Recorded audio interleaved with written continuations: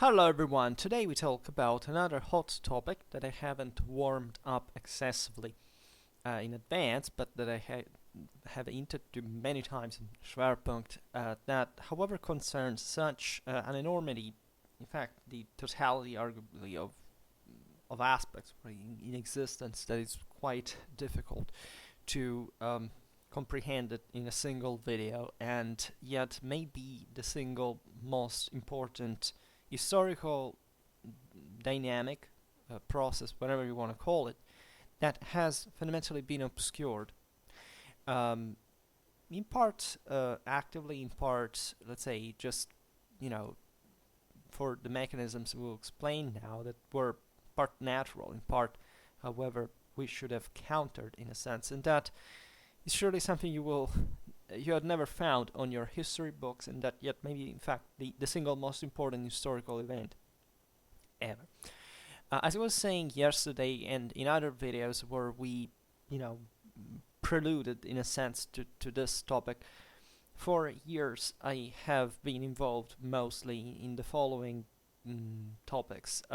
By profession, just I'm a medievalist. I focused mostly on, let's say, the studying of campaigns and battles between the 13th and the 14th century in Western Europe, and I, let's say, had the possibility to scientifically substantiate what is hardly studied in general about war, that is the entirety of the property of the military phenomenon, that is essentially looking at a single region for, you know, decades, like a couple of generations, and studying, analyzing at the time, which is already like a lot of sources, of course, something however much more restricted than what you could do for contemporary history, for which it is basically impossible to do, as far as I realize. That is looking at every single military engagement and framing this in the broader political and social background. That is to say, when you study war and you you are capable of seeing it not just as, you know, conceptually, but still as one within the realm of human action, one of a community, and not just as a field out of it. So in a modernistic, categorized, sclerotized fashion, that is mostly how war is studied today, not just by military analysts very often, but also by military historians. And that I can say, you know, I did something that was, from a qualitative point of view, far beyond, because I have such, you know, great views or experience or whatever. I did something simply that objectively I have never, like, knowing you know, military history and general historiography on the Middle Ages, and I think also in other studies, has never been done, right? At least for medieval warfare, there is no such work like the one I created. We're talking about 700 pages, and at some point I will publish it, hopefully. So to actually show not much just what, you know, I found out in the specific time and place it was studying, but essentially how much what I found out by in its completion is essentially creating a big difficulty for all the historiography that we've written so far about medieval warfare, because we may have missed several elephants in the room. As a matter of fact, not much, just in the sense of, you know, this place might have in time might have not been studied enough up to this point. It's literally about the way we, in fact, scorporate the whole historical picture and pretend to, you know, that the single guy that is hyper specializes in one single of these environments is, you know, is capable of understanding the broader picture outside of that specific boundary. This is not the case, and this is what the entire academy, not just in history, which actually prepares, I think, better than any other faculty to cope with this realization, and that we can see, in fact, dramatically in, you know, scientific fields, in any other, basically. And also in those that we have, as we'll explain today, also relied too much, right, with an enormous degree of miscalculation from a scientific point of view, and consequently also from a moral one. On the other hand, as you know, I have been studying the Clausewitzian theory for some years seriously now, and I have, as you know, been through the reading in the commentary of the Wolframkriege, and I studied Clausewitzian theory before that and during that, and I have kept studying, say, works on this topic, not just about von Clausewitz's work per se, but also how the work affected, for example, the process of, probably the military build-up in Prussia that led to the German unification, and how this also is deeply intertwined with certain historical, anthropological, folkloristic even aspects, like bearskin from the Grimm brothers, and how this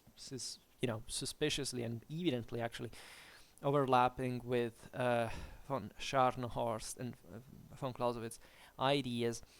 And it is properly a view of the world that also has been, in part, as we will see today, to put aside, because it was essentially condensating some traditional elements, but also some modern elements in a incredibly effective fashion that today, properly as a political and military culture, do not quite exist anymore.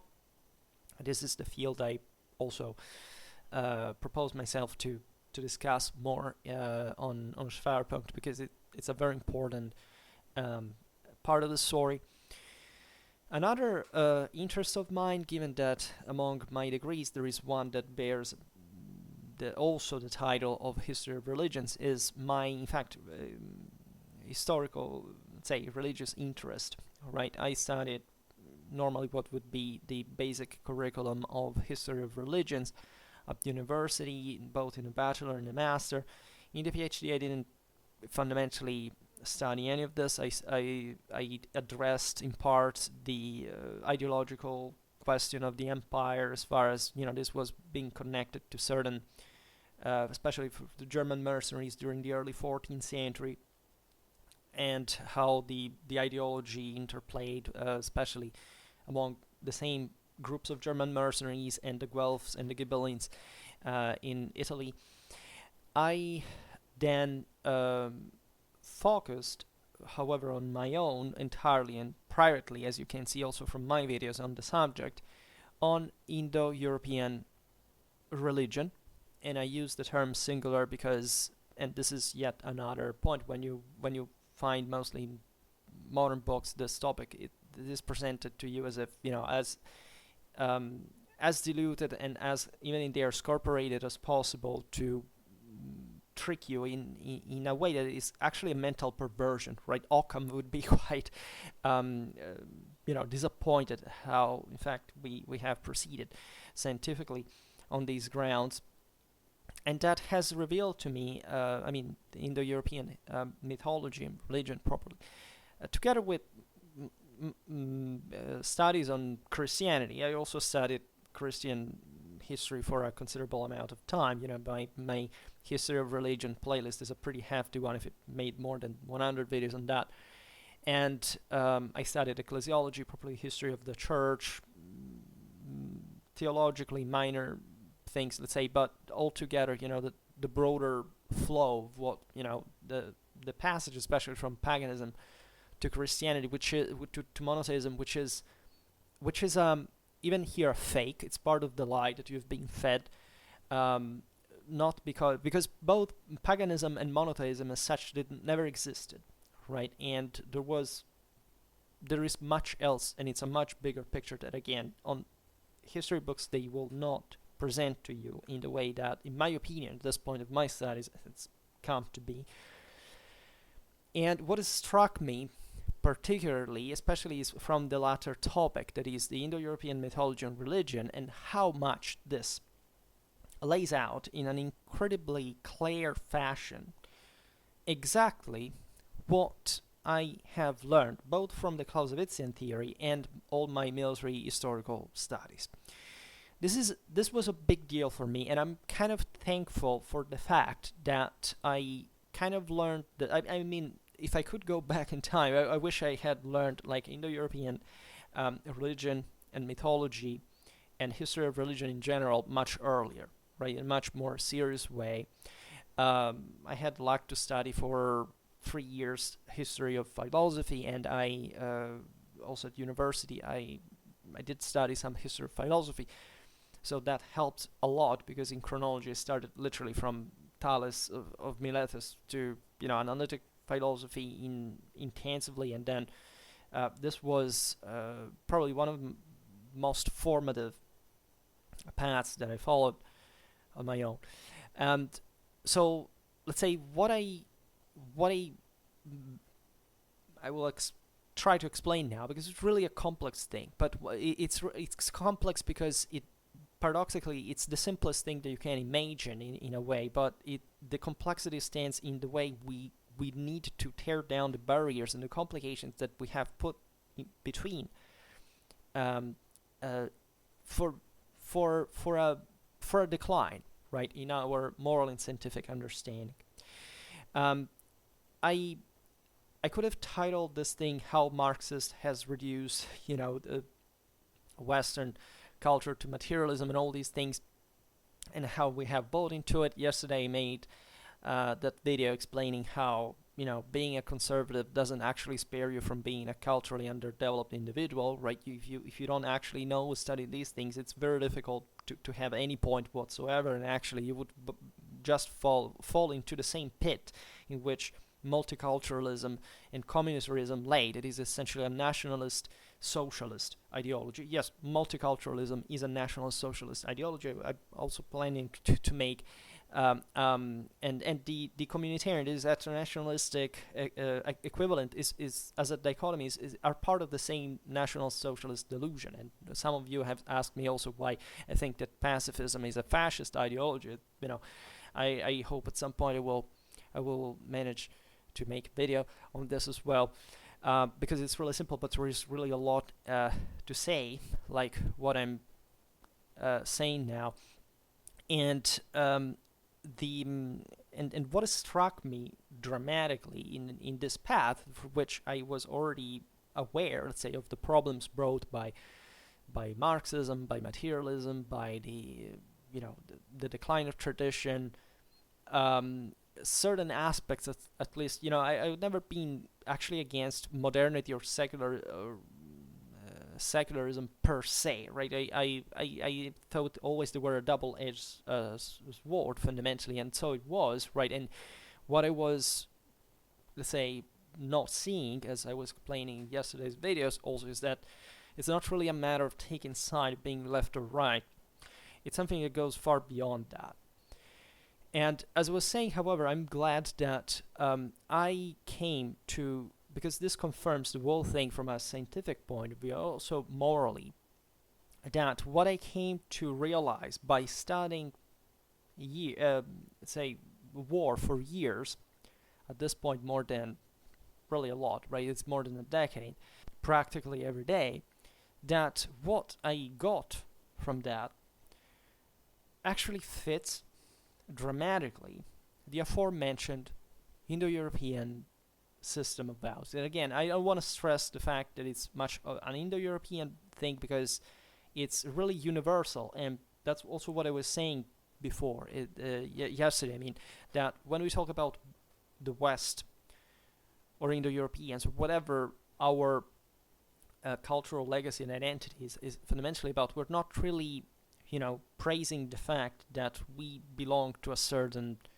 pool with some defined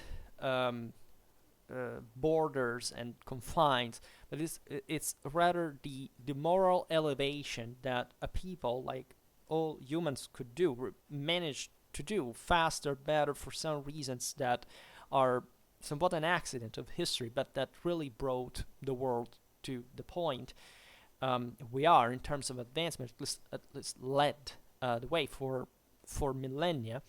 And I stress this also being perfectly aware that civilization, at least in a Western sense, is not more than 2,500 years old, right? There was, in this sense, I believe in the millennia, but the Indo-European thing also had greater roots, as you know, and that's actually where our Western civilization, when our Western civilization was born, these roots had already been somewhat diluted, and or that were always firmly there, and then that's what you in practice you have not really been told where you should have. But of course there's been a process of modernization and secularization that in part was unavoidable, but on the other hand could be handled in a completely different fashion, and that works for ideological reasons has been properly obscured and prevented to be known further.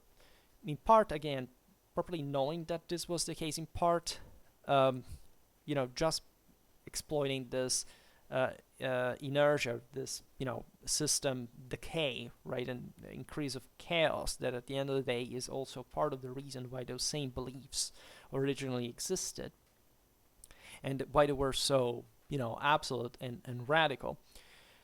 In a way. And I'm glad to have discovered this thing later because it kind of confirmed the whole picture that I had built without fundamentally knowing that this thing existed. Indo-European religion and mythology was known to me just as if you, I don't know, when you're little, you read about this thing, at least I did, right? It was normal for my background to be illiterate in things like, I don't know, the Hellenic mythology, the Roman mythology, the Nordic mythology, and all these stuff, because they're a big part of literature, of tradition. They're something properly at the root of the Western world. Any other meaning out of it basically has no significance, and the way they were told us naturally were in a sense a relic of the understanding of these mythologies, but still filtered by hundreds of years, in fact, of modernization and secularization that had let us pass these works, these beliefs, just as, they're just stories, right? They're mythology. There are all these various peoples back in the day that left us this stuff, but we didn't concentrate ultimately on what this was, because you could couple this literature to the great classics, right? And passing through the medieval, the modern, the contemporary literature, so that these things would be put more or less at the same level. And they told you, well, this is a pool of just great literature. There is no order to it, or at least nobody even properly told you that there was a duty to know certain things better than others, and or how this will work reconnected historically with even things with our lives in many ways, but properly also with the rest of literature and what this literature could tell us about what is going on at this point. And I rediscovered this thing by chance. I mean, looking at the deeper meaning of them, and being aware, of course, that an historiography about, I don't know, the Indo-European mythology existed, I at some point got interested in it, because I must confess, I didn't even focus on it per se. I began to get interested in these things in the last years, when I began to talk about the ancient war bands, the Celtic, the Germanic, the Italic, etc.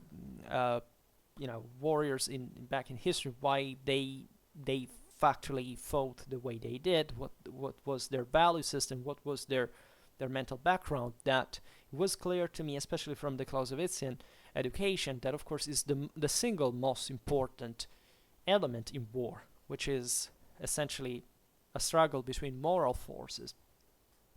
And primarily, right, and you gotta understand how difficult it is for somebody who studies military history and who knows the Clausewitzian theory and tries to express it to the world, how difficult it is to make people even just, it's not much about the understanding, of course it's the same thing, but it's properly the acceptance of these ideas, what they mean and why they have been formulated. That is to say, what degree of adherence to reality do they have, and how do they work? And of course, these are complex systems. As you know, I made here thousands of videos literally about these topics, trying to show a bit from each one of them, talking about politics, warfare, society.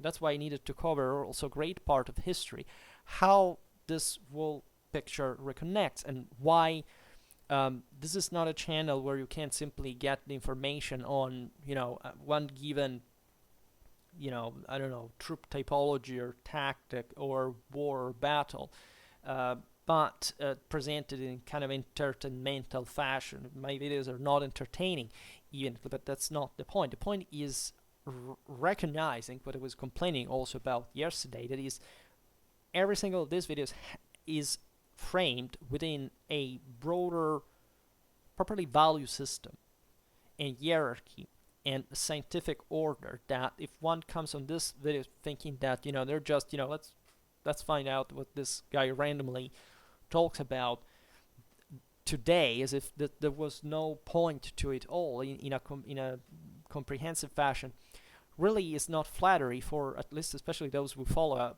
after years at this point regularly and still haven't found out. And I must confess, I got my satisfactions in this, because there are many people, really not many actually, but considering the fact that at least those who have been vocal about it, I think that there are at least other per 10 right out there that have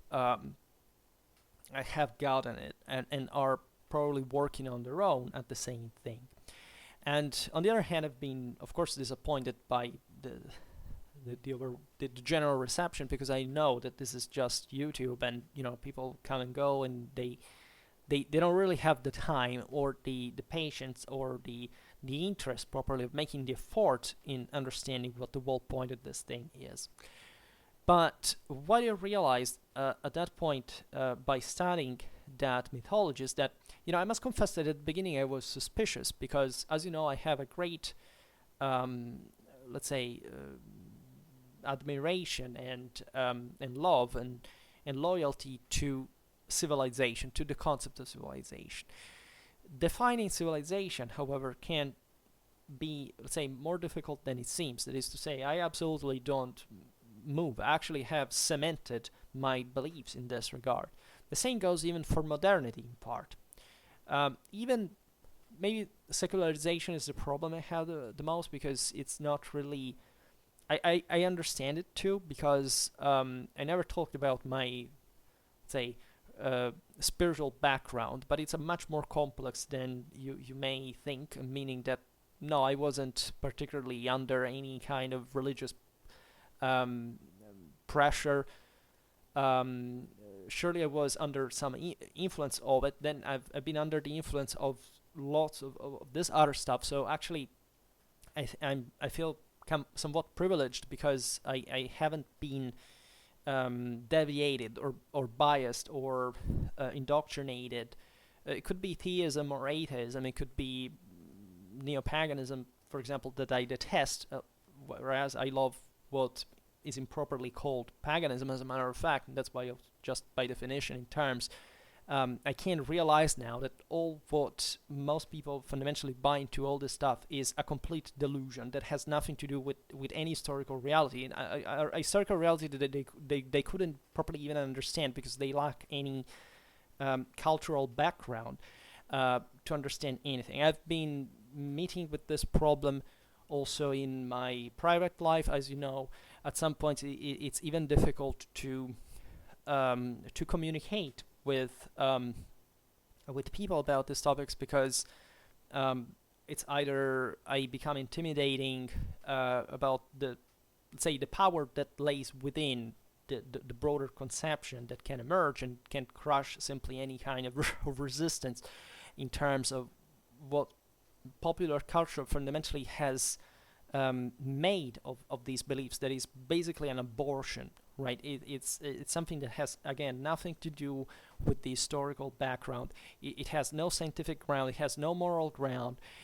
It's a form of materialism and nationalistic and or let's say socialistic fundamentally idea at best, right? There is always in socialism there has always been a component of nationalism of some sort, even if this is allegedly denied, but it's part in fact of the delusion of socialism, of trying to make things work without any kind of other further belief. I made a video about the Soviet abomination of humanity that explains pretty well how the thing was instrumentalized in that sense. So the fact that I care about this, that when I see the extreme left and the extreme right, I see just a bunch of socialists, and everybody, I think, with a minimal politological education is perfectly aware of the fact that communism, fascism, and Nazism have all the same socialistic matrix, and they're essentially a totalitarian, degeneration and delusion emerging from the exploitation of the fourth state, of the undereducated, of the disadvantaged, of the marginated. So all the people that we definitely don't need, if not by changing them in that sense, in order to build a civilization. This was extremely clear. It is extremely clear, as we'll see today, just if you know the history of the 18th or the 19th century, that is, these movements were born destroying the same world of tradition that today ethno-nationalists still, for example, still pretend to somewhat be defending, while they are basically buying in the same ideology that destroyed tradition, and that was a radically elitary one that was absolutely disconnected from those ideologies that today they're essentially of statalist and matrix that claim still certain homogeneity or fuel basically the lowest of the instincts of the masses that were the ones that by tradition were kept under and dominated by instead the enlightened elite, and enlightened not in fact in the secularistic or modernistic sense that have been habituated to connect enlightenment to, but to something very different. This is a huge problem because even in terms, right, we will see how we cannot we have false friends and even actually overt enemies in the first place when we look at even the real definitions of history. How many conservatives do you know? This happens quite frequently. They have both into the modernistic and secularistic ideology, for which, according to them, the Enlightenment was a sort of starting point from an age of darkness that brought us to places that do not seem to me that, aside from the material dimension, have let's say improved particularly the overall quality of individual capacity or understanding. I am a great fan, again, I was just saying before, I appreciate modernity. If anything, as a military historian, I cannot avoid but appreciating modernity. Appreciating modernity means, I would have to make so many examples, but just to make one, creating a rifle, right, or creating a sword are basically part of the same thing. You need to advance, to develop, and to be dramatically more powerful. And this is essentially what we have been witnessing in the history of civilization. This cannot be discarded because it's just a tool, right? Instead, modernity, at least in the way we have known, because we had a choice, has made this tool the end, right? Not a mean, right? And so that we have began to evaluate civilization in terms of technology or simply materialistic fashion, and refused and being properly trained to ignore the idea, the spiritual, the moral dimension, and what in fact was at the root of tradition. So even the term of tradition here is controversial because the term tradition is not, again, like mostly the communitaristic side of the story today sees tradition. Most so-called conservatives see tradition as a sort of, let's say, colored set of values that stand in in the delusion that communities never change, right? That this is typical, for example, of neo-paganism, and this happens all the time, and it's disgusting to believe without any kind of education, not even the elementary one, in any history of religion or the same religions that these people are, hoping to think, to understand anything about, that, for example, gods at the time were kind of something fixed that existed just for themselves, that they were not a process of an incredibly gradual and complex process of enucleation, of individuation of certain forces that were connected to our neurocognitive processes that, by the way, were shared by every people at the time. So this has nothing to do with, that specific place or country or even continent, right? That's the greatest delusion that are proposed as like a counter-alter to things like theism, without even understanding the scale of development and the reasons why these religions came about, treating them in a completely secularistic, modernistic perspective as kind of pre-packed notions that kind of conflicted and substituted each other, without realizing why, for example, they had developed, why they spread, why certain models were simply non-competitive, why there had obviously to be such process of development, how, for example, politheism is a monotheistic term, invention. It did not exist. The same monotheistic conception in a not even an henotheistic, but properly in a absolute conception of the universal deity of war and of the sky, omnipowerful, was already there even in what we call paganism. How this scale of absolute and relative was present in both scenarios. How, as a matter of fact, monotheism was not actually copying paganism while substituting to it, but simply monotheism was itself essentially a pagan thing, not depleting in fact the meaning of it, because we've just said that even the pagans believed in a monotheistic thing. So even at least not in the modernistic terms that you've been brought to believe, but still in the sense that there was not an actual conflict in the forms of religion, whereas as opposed just to this process of acknowledging of how mostly politics and societies work and need to work, where, for example, you pass from a tribe to an empire, and how this has, unavoidably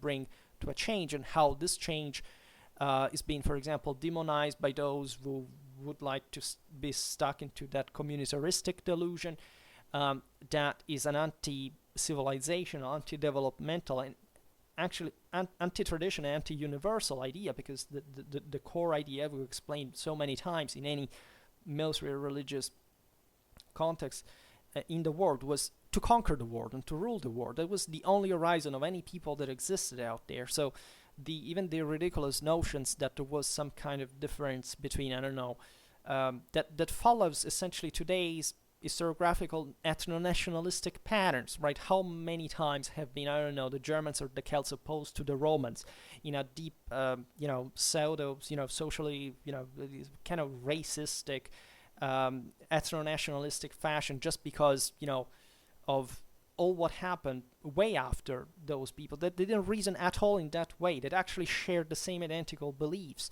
and that if fighting against each other, still recognizing these same beliefs and accepting that that was the only possible field, right, to play, right, the universal battle in the first place. These are all things that have not been I've never been told. I have talked to so many ethno-nationalists, so many neo-pagans.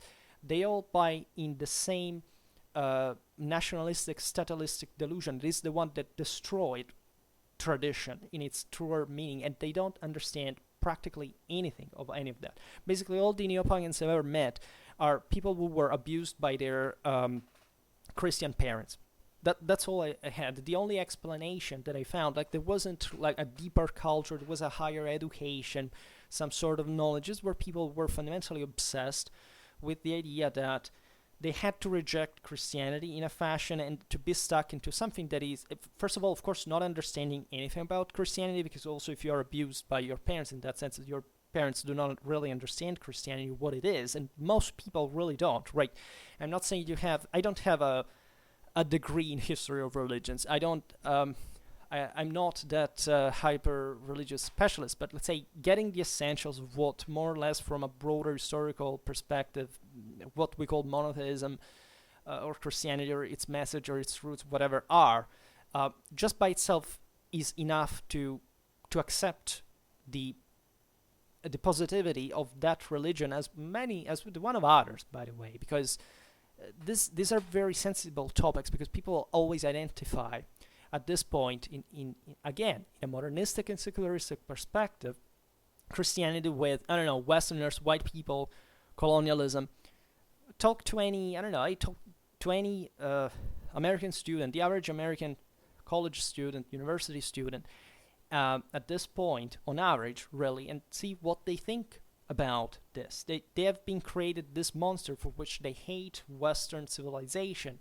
They think that everything was bad about that, Christianity was bad, without any term of comparison, without, of course, understanding any of those things, but not even knowing anything else that laid outside of it, because, surprise, surprise, they were civilized by Westerners in the first place, and there is, of course, a lot of post-colonialistic hatred of people that are increasingly coming from these backgrounds. Think about how multi-ethnic the US are. This is a problem, of course, because, again, coming, as explained in other videos, coming from backgrounds where you're properly not prepared to see the world, but in the same, paradoxically, in the same modernistic and secularistic ways that the West has molded great part of the world to this day. Again, not because there was something inherently wrong in being Western, whatever that means, but because it's, again, a natural process that, however,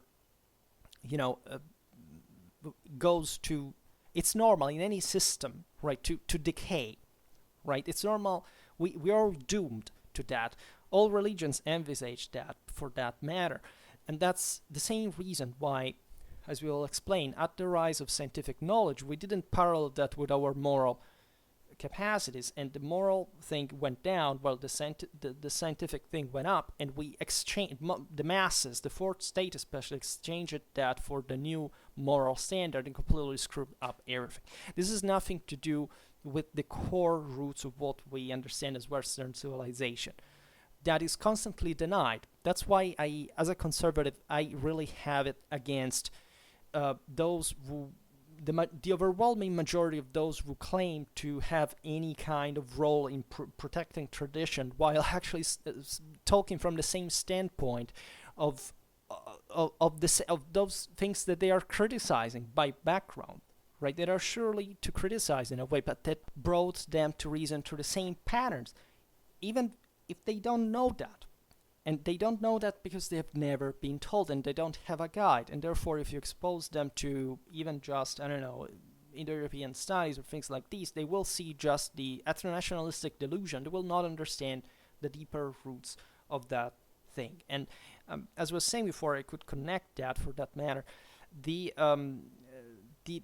seems to me that the horizon, at least it was for my generation, the older generations, more or less a 200-300 years horizon, right? At least in general. Like you pick the average person, the average adult in the 90s, in the early 2000s, in the West, and it was like realizing more or less that they lived in a contemporary time, because at some point in history there had been a modernization, an idea of spread of democracy, of civil human rights, civil rights, at least at the beginning. And there had been a process, an effort that we had succeeded in preserving, and these were the values. The West kind of owned that at that point. Everything was fine. In the last 20 years or so, we have dramatically altered this vision. We have passed mostly to the idea that the West is somewhat collapsing, because there were so many horrible things at the root of it, that everything is basically about race, of course, that the ultimate way an individual is reduced to is just, what they look like, because, of course, the average cultural level cannot but make people see in other humans just what they look like, because any value and any further knowledge and awareness and understanding and moral and scientific capacity has been eliminated, right? And this surely has been a problem of the West in turn, because if Westerners had made their job like they were doing it, in considering the historical times pretty well in the last centuries and more, things would have kept going on the way they should have. The problem is that, as I will with great difficulty, given the enormity of the topic, try to explain today, the thing failed, and it's not, again, a Western failure, it's a universal failure, right? Other peoples didn't achieve that, other cultures didn't achieve that, and on the contrary, they are increasingly augmenting the problem, because they haven't quite gotten the whole picture yet. Like the rest of the world is still kind of even sorting out what the hell they are by themselves. We're at that point. In the West, we had already sorted that out, and that's a great part of the reason in many ways also why we succeeded in that fashion. And again, there shouldn't be like a real boundary. Like the dream would be any human to be that capable and to be that successful in a universal fashion that cannot be but positive. So that's also why I actually appreciate modernity, and you shouldn't look at modernity just in the rhetorical, pessimistic, paranoid, defeatistic way that you've been a bit weighted to, and that is in fact so suspiciously connected also to all the Marxist ideology, the post-socialist mindsets, and what you're seeing even right now. So as we're explaining in yesterday's video, not saying, okay, there is a building that works, it doesn't work that well, let's fix what doesn't work and let's make it grow bigger. No, let's raise everything to the ground. This is a demonic, radically ignorant and culturally underdeveloped way of thinking that is exactly the opposite of what we should condone and accept and tolerate by any stretch of the imagination. And the reason, of course, why many more people are buying to this is because, again, they come from backgrounds that do not quite know anything. They don't not quite understand. And in addition to that, they feel, of course, extremely frustrated and marginalized and disadvantaged because of that reason, which is obvious, right? Because in general, without getting too much in details, this is not a problem of colonization. This is not a problem of the terrible Westerners. This is something that, I don't know, it's not the Western's fault if when they exterminated some tribes, these tribes didn't have a literature, right? The reason why that happened, for that matter, is that exactly because they didn't have a literature. Otherwise, things would have gone very differently. This is just very easily, evident with other countries that had a civilization and could cooperate in that regard. I mean, we still have a China to talk to, even though it's not a dramatic interlocutor, to say the least, nor, there are other countries in the world that had that unity, others that have a more recent one that is also problematic in that regard, because yet another delusion we also buy continuously in this the generative mindset is of course that there are things like geopolitical spheres of influence, that there are countries that never change. Again, it's again the communitaristic delusion that fails even to realize how those countries came to be, how those national identities exist for, right? And anybody who has just a minimal historical understanding know how, first of all, how they formed, at least they should. And these are things that in schools or even universities we don't teach anymore, because in schools nobody learns anything. At university nobody gives you an overall perspective on the world. They're all just hyper specialists. They don't put things together anymore. That they can't. They have lost that capacity. There is surely somebody who reasons. There is somebody who, but it's irrelevant in the broader mechanism. There is a much greater force. Is this, again, enormous mass of the fourth state that we unlocked throughout the 18th, the 19th, and 20th century, that now we have to cope with, because they still don't have the tools, aside from superficial literacy that as we give them in mandatory in compulsory education, and nothing else, no structured tool to frame the enormous complexity. And it would be, I mean, how would you think it would historically happen? You teach people how to read and write and tell them some things in a condensated school program that you don't even stop examining and stopping them in education anymore if they fail, and pretend that these people are going to be competent even if they get a bachelor degree or a master degree that basically in any country in the world at this point are becoming ridiculous, as much as many PhDs for that matter, and that's the best we have, by the way. So how do you think it would happen, right? How do you think they could be able to handle the world, right? Resorting to self-taught indoctrination to just look at these Indo-Europeans, we're like them, so we must be like them. So this is basically where it gets down to, and I don't think really there will be a much greater development for that matter. I think the world is in fact too complex to frame in a way, but I don't see a further spread of the individual quality. Maybe in those countries that have been emerging in the last decades, of course, there will be in absolute terms an improvement, but it's still that absolute improvement of the mass that still doesn't give you anything in terms of individual quality, especially from backgrounds that still have to learn the ABCs of civilization. And that I don't think will be that surely those are things that you can't teach overnight, right? It's not that if you bring people from a day to another to a democratic system that they're capable of making it work or understand why that balance works. It's the same reason why it's so difficult to keep it even in the West, right? And it's something that you should never give for granted at that point. But again, if you haven't nurtured these concepts and all the premises of it, of consensual government, of a historical tradition, not even centuries are enough. Here we're talking about a process that should take millennia, right? And we are showed this daily, right?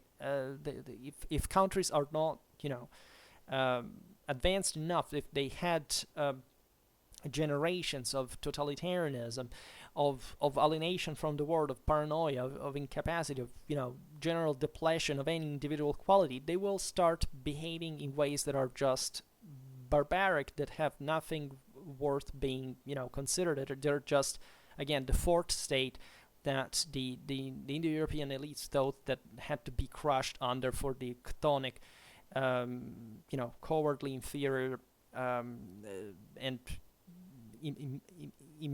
morally impotent reality that needed to be under, in fact, for that man. And the whole system, the whole dichotomy, of course, is applicable to any community, because the entire idea is that there was a perennial struggle that doesn't stop to, let's say, there is again a pool of people that just suck, right? The idea is that there should be a constant improvement in whichever condition you find yourself in, so that the elite is not just the elite because okay, we bought it, we have it. This is also how many Westerners reason, and it's part of the same ethno-nationalism derives from the myth that just because, I don't know, you're white or you're born in a certain country that gives you any kind of knowledge or tradition or competence or morality. This has nothing to do with that. You have to spit blood in order to achieve it, and nobody does anymore, right? Talk to the average youngster in the West. They don't want to do anything anymore.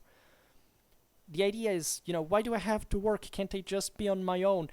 Keeping their world smaller because they are afraid of any responsibility, afraid of trying anything. They're not encouraged. They are told that they should be wary because everybody wants to exploit them or to rape them or whatever. They will never do anything. Will be frozen into nothingness, and they will die basically together with it. And the same reason why nobody's making children anymore.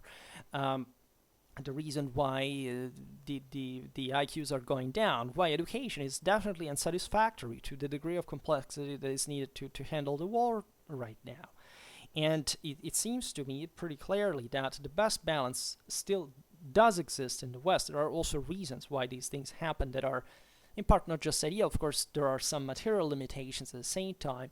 Some understanding is obvious of this dynamics, but outside of it, the thing is much worse. By the way, in the same West, it's pretty bad, because that lie that we will get to now as being, it's not even a lie. It's properly forgetfulness. It's the lack. There's always an individuality that is involved in the thing, but outside of it is misery, right? Other countries in the world do not make children because they are traditional, they have higher values or whatever. It's just because they are disaster societies that do not even, control rationally or, sometimes properly I'm not saying rape, why are there so many abortions in countries like these, or why are there so many alcohol abuse or drug using or STDs, and you can immediately understand there is no discipline, there is no control, there is no system that holds, right? And it's a dramatic situation. And I'm not making the easy thing about this is the third world. Again, this starts from the first world and gets all the way down.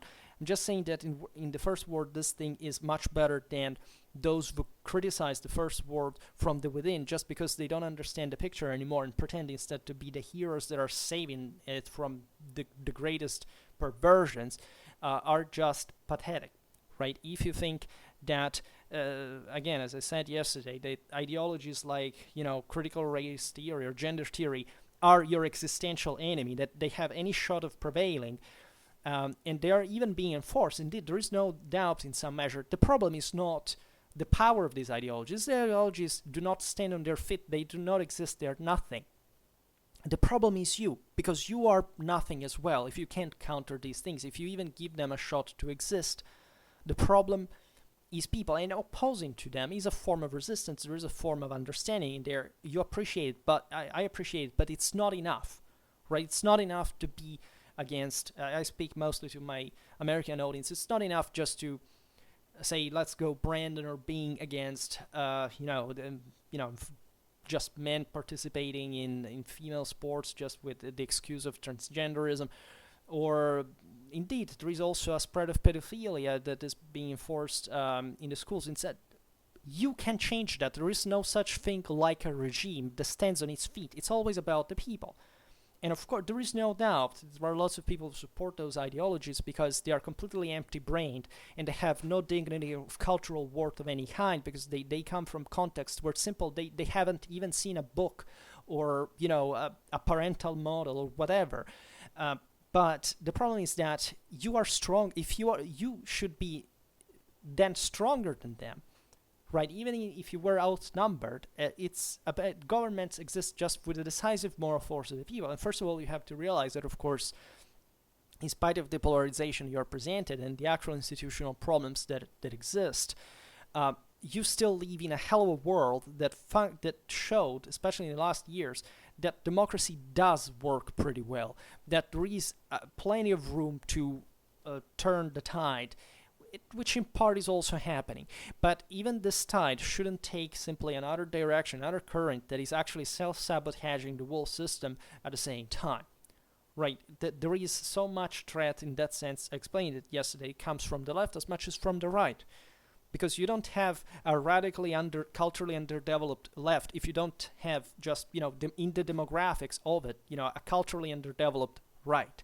It's at the same levels. Just ask what's the average. You think that it's just because you vote Republican, you're just because of that just a better human being than somebody who votes Democrat. It doesn't work like that, right? The problem is a problem of the country in itself. And I understand that the U.S. were born in a sense of definitely in a participative sense, for which every community also, the Puritanic mentality has stressed the idea that, we are the right ones and you are just, demons and whatever. But the concept is that you still live, it's fundamentally the same country. You can't hide that. You can't, these kind of struggles exist in any community in a sense.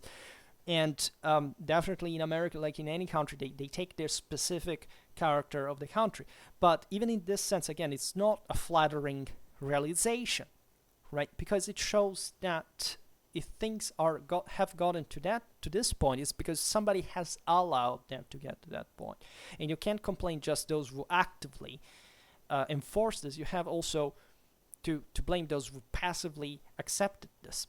And passively accepting that means literally not just those who were convinced by it and vote for them, but just also from those who were from the other side. What did they do or they didn't do, especially to stop this thing, right? There are so many squishes among conservatives that it's disgusting. At the point they're not conservatives anymore. Does that have anything to do with being conservative? No. That has to do with the fact that people are dramatically disgusting, right? Just from their cultural background. There is nothing you can do about that, in part, alone, right? But you can make the effort of saying it out loud. I try to do this because I think it's that easy. You can't. This is a great weakness of those who achieve success, like the broader Western civilization have done, that you soften up, right? So what you think that your values are is just a form of narcissism for which you haven't worked at all, right, to deserve, right? This is the point we're looking at. I live in a pretty international city. I've seen lots of people from many countries, etc. It's obvious that, I mean, looking at the adults, it's just like children. You understand that these people had no upbringing. They had no point of reference. Even when they have money and they're, out there seeming like the conquerors of the world, they're actually children. You can spot it 1 mile away. So there is, again, an enormous problem with your and ours, because we are together in this, with our culture, that must be fixed, and the only people who can fix them is us. Now, what is getting to the point that we have been hidden and that we have been forgetting in a way or another? So,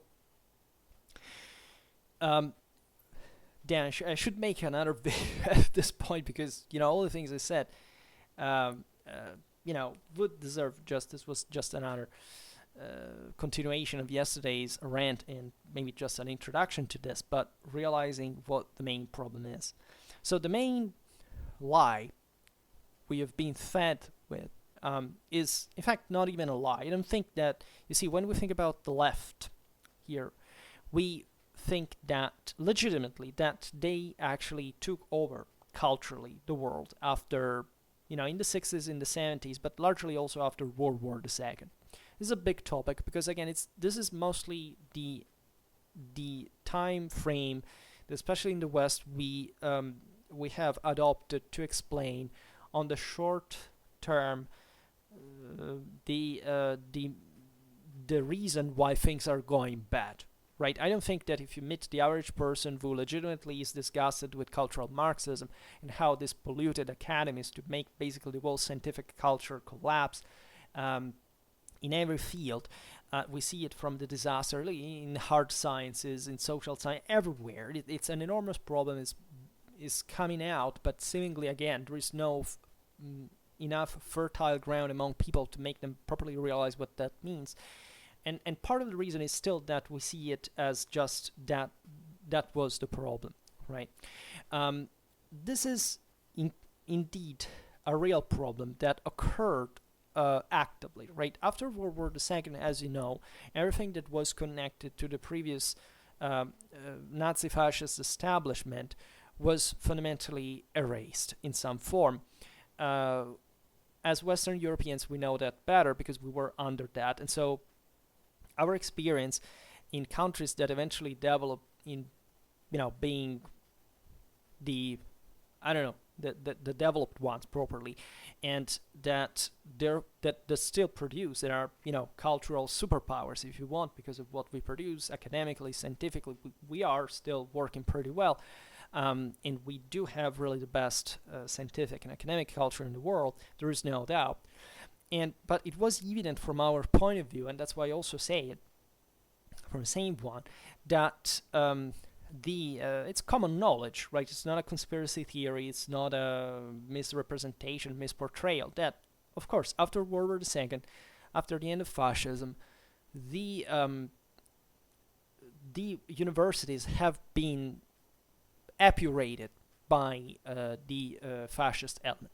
This is understandable because, of course, the processes of liberation that were mostly led by essentially leftists, in a sense that they weren't just leftists, but generally speaking, that was an important force that, as you know, at the destruction of a fascist establishment would emerge, right, as a essentially philo-communist, to say the least, philo-Soviet position, would start a witch hunt legitimately and understandably against everything that, not much the people, because in many, in Western countries, you would be surprised how many people actually remained, were in the positions where they were at that point, still during fascism. But of course, they were prevented from being open to keep producing fundamentally the same ideologies, to make the same propaganda that they used to do before. This is a delicate topic. That's why I realized that I would have better made another video in that sense, because it's interesting also from a historical point of view. These problems existed also among the Western allies, right? You would be surprised to know how many British or American people were actually pro-Nazi Germany, or how immensely Hitler was schooled by American white supremacists, in his doctrines. This is notorious. Again, this is all basic history. I'm not telling you anything conspiratorial, imaginary. We know that. We study these things. And this should be understood too in many ways. But it's obvious that, okay, the British and Americans that in this sense fortunately maintained also a bigger interest, for example, in things like military history, because they were at least the winners. They were the ones who had brought real democracy, who had liberated these countries. And again, I know there are plenty of alt-righters there that don't think so. I'm sorry, you're too dumb if you think like that, right? It's not a matter, you're not a hero because you say that you've been colonized by Americans because we have American bases here, or we're part of NATO, right? If you don't understand the historical process for which this happened, you're dumb. It has nothing to do with tradition. It has nothing to do with ethno-nationalism. It has nothing to do with what you think your values allegedly are. That has just to do with the fact that you are an emarginated post-industrial fourth stater, nothing else, right? And that's your problem as an individual, that other people should not care. And that's the same reason why you don't figure in command, because you're too weak to be in command. Because if, again, according to tradition, you had been that strong, you not just would have at this point been in command here, but you would not even have lost World War II for that matter. Instead, look what happened. Of course, there is no determinism in this. Things could go differently. But the point I'm making is that let's say, I say it for the American audience, that this thing you haven't quite seen in the same way. There were pretty disturbing things, of course, that were happening even in the 1940s, the 1950s in American society. Let's leave aside properly segregation, but even properly the concept of eugenetics in ways that, for example, I don't know, Sweden was a country like this. They never paid all those who participated, from the Nazi side, the volunteers, etc. There are still people I meet sometimes that are saying that out loud, even on social networks, saying, hoping to be cool because, their grandfathers went to shoot some Soviet or some American back in the day, and they came back home and nobody persecuted them. But in that matter, where I was getting with this, yes, that from an American perspective also it was a eugenetic thing. Handicapped people were taken out in ways that were also obscured in some ways. There were some, of course, there was also a cooperation with Nazis, and at some level, this doesn't absolutely erase the fact that the U.S. and the Western world did stand for the best light that we could that existed in the world at the time, and that is a bloc that doesn't matter how many wars we fought for all the reasons you can imagine, but that didn't really shoot civilians for the sake of it, that really persecuted their criminals. Even when this didn't happen, it was an exception to the rule. We had democracy, we had the highest quality of life, we had the highest education. That's why the West succeeded, because this was something that went on from centuries. It wasn't just invented the day after, and whoever opposes this is just essentially a historically, socially, morally envious person, and there is no way around this, right? I can say it easily because you see, in this hierarchy, the spectrum is very varied. I don't come from the top Western countries. I don't come from the bottom Western countries either. I'm in between, and I can't say that there was somebody better than me and there is somebody worse than me. This is how reality is, right? I'm not going to lie to myself or to any other person to claim, I don't know, I'm better than others, or I'm what, because I just described what the reality was, right? But let's say that while in the US you saw Marxism, culturally at least, emerging dramatically from, yes, you had the contestation earlier than us, like the hippies were from the already from the late 50s, it's things like these, and then you had also your 60s, and 68, especially in the 70s, where that unlocked, right, this new wave of all the stuff you can put in that is radical leftism fundamentally, and that basically polluted dramatically.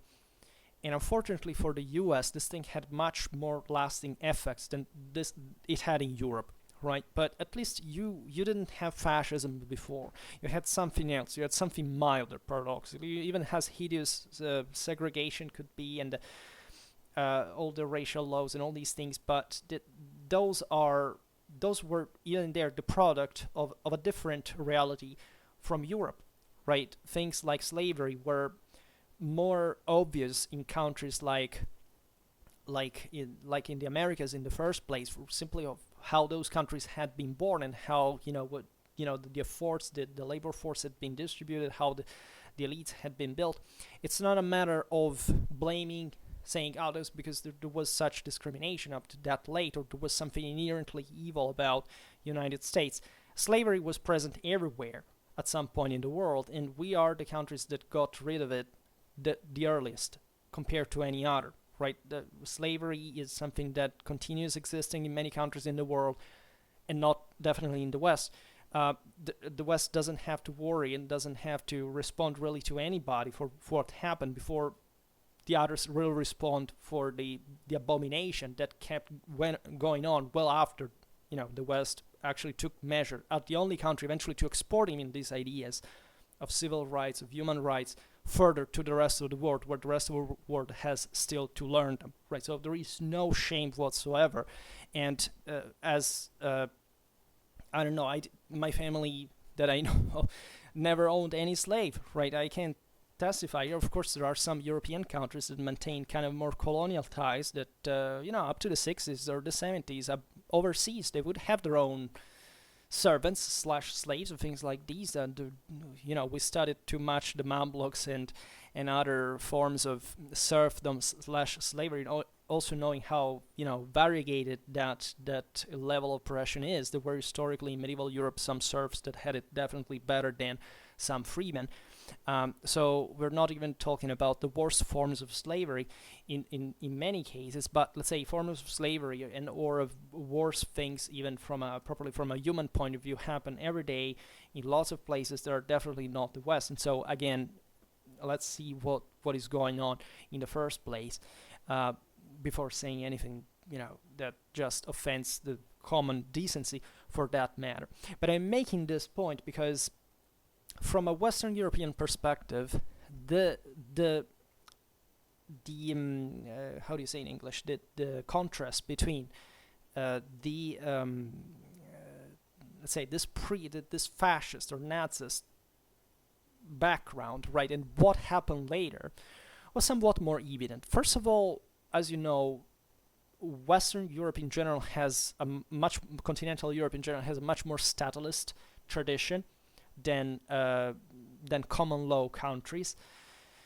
Many of our countries essentially stem from what the French Revolution brought at a institutional level. As you know, it's very different from, of course, in Europe there are some beautiful constitutions, like the Swiss one, for example, one of Liechtenstein, etc. But the greatest model in it is the American Constitution, at least the best known and the one that controlled a much larger country to observe, and also given its role in the world, that again I don't really find anything wrong with compared, if the discriminant is comparing it to other countries for that matter, and that I really admire in many ways, is that of course the state was of course way more repressive in the West, right?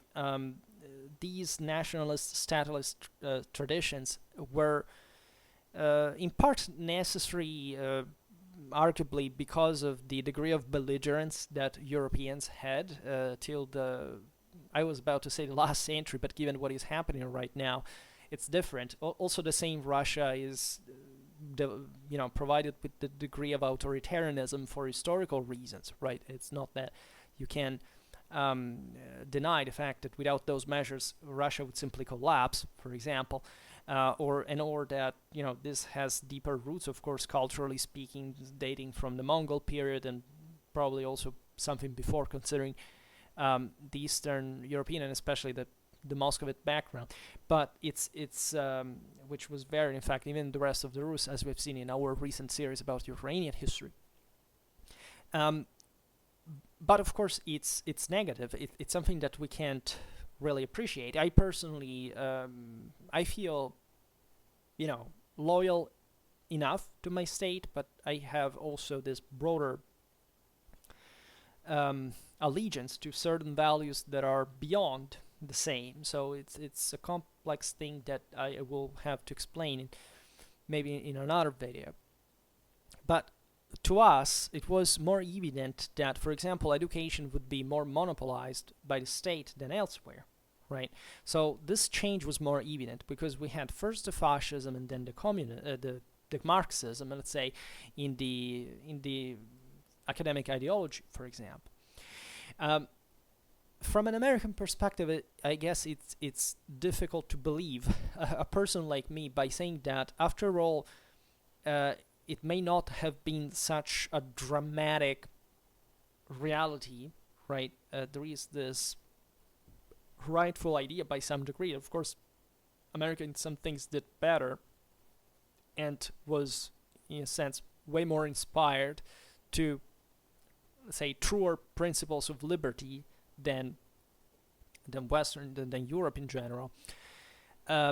This is true, but let's say we had, as you know, in Western Europe also our communist and fascist terrorism for great part, in fact, of the post Second World War period, talking about hundreds of deaths in every country or something like this. So it's at least, and this was a big tension. It was like, especially during the Cold War, if you think about it, these were dramatic numbers. Today we, of course, and should of course recriminate the Islamist terrorism and so on, but say we lived through much worse times at the times, and even just we didn't care that much after all, and we still made it to be a real democracies after all, even if there is this new way of categorizing, the flow democracy and things like that. Apparently just, some northern countries, or I don't know, the Netherlands, or are real, democracies without fault. This is debatable. As far as the let's say the majority of let's say of some qualification. I mean, it's not debate. I'm not referring to the northern countries here or the Netherlands or whatever. I'm referring specifically to the idea that certain stats about the quality of life, about even insane education, etc., are very arbitrary in many ways. If you look at the criteria in which they are drawn, you should always be suspicious about what actually substantiates the development of a country in many ways. At least this is trickier in, I'm not making moral relativism, this is trickier for countries that are relatively similar, like the ones in Europe, right? So where the differences may exist, but they're small, because still we attain similar levels of development, of life quality, and even if there are big divides, but still there are, in fact, these dreaded moral forces have been taken out of the equation, that nobody considers, and it's a great part of the problem of what we have been facing as properly as a culture that we're denied, and making mistakes on the base of. So in countries like mine, for example, the things like military history were banned from the officially recognized subjects in academic faculties. That is to say, military history up to the 90s could not be properly studied as such because it was associated to nationalism or even worse. They were erased together with the studies on race, for example, that were present during fascism, and that, of course, in that case, were kind of understandable because racism doesn't quite have any scientific substance to it, and so those were worth eliminating. But let's say you understand the damage that was brought, and in that sense also the abuse that was definitely engineered and made on purpose to eliminate those ideologies or those that were seen in a way as reminiscent of the pre-existing establishment that was naturally very idealistically driven, right? The main ideology was idealism. It was essentially based on this exasperated research of a moral improvement and struggle and utmost proof of force that is at the root still, in fact, of Nazi fascism, the idea of the ultimate sacrifice for the fatherland, and all the values that were essentially behind that.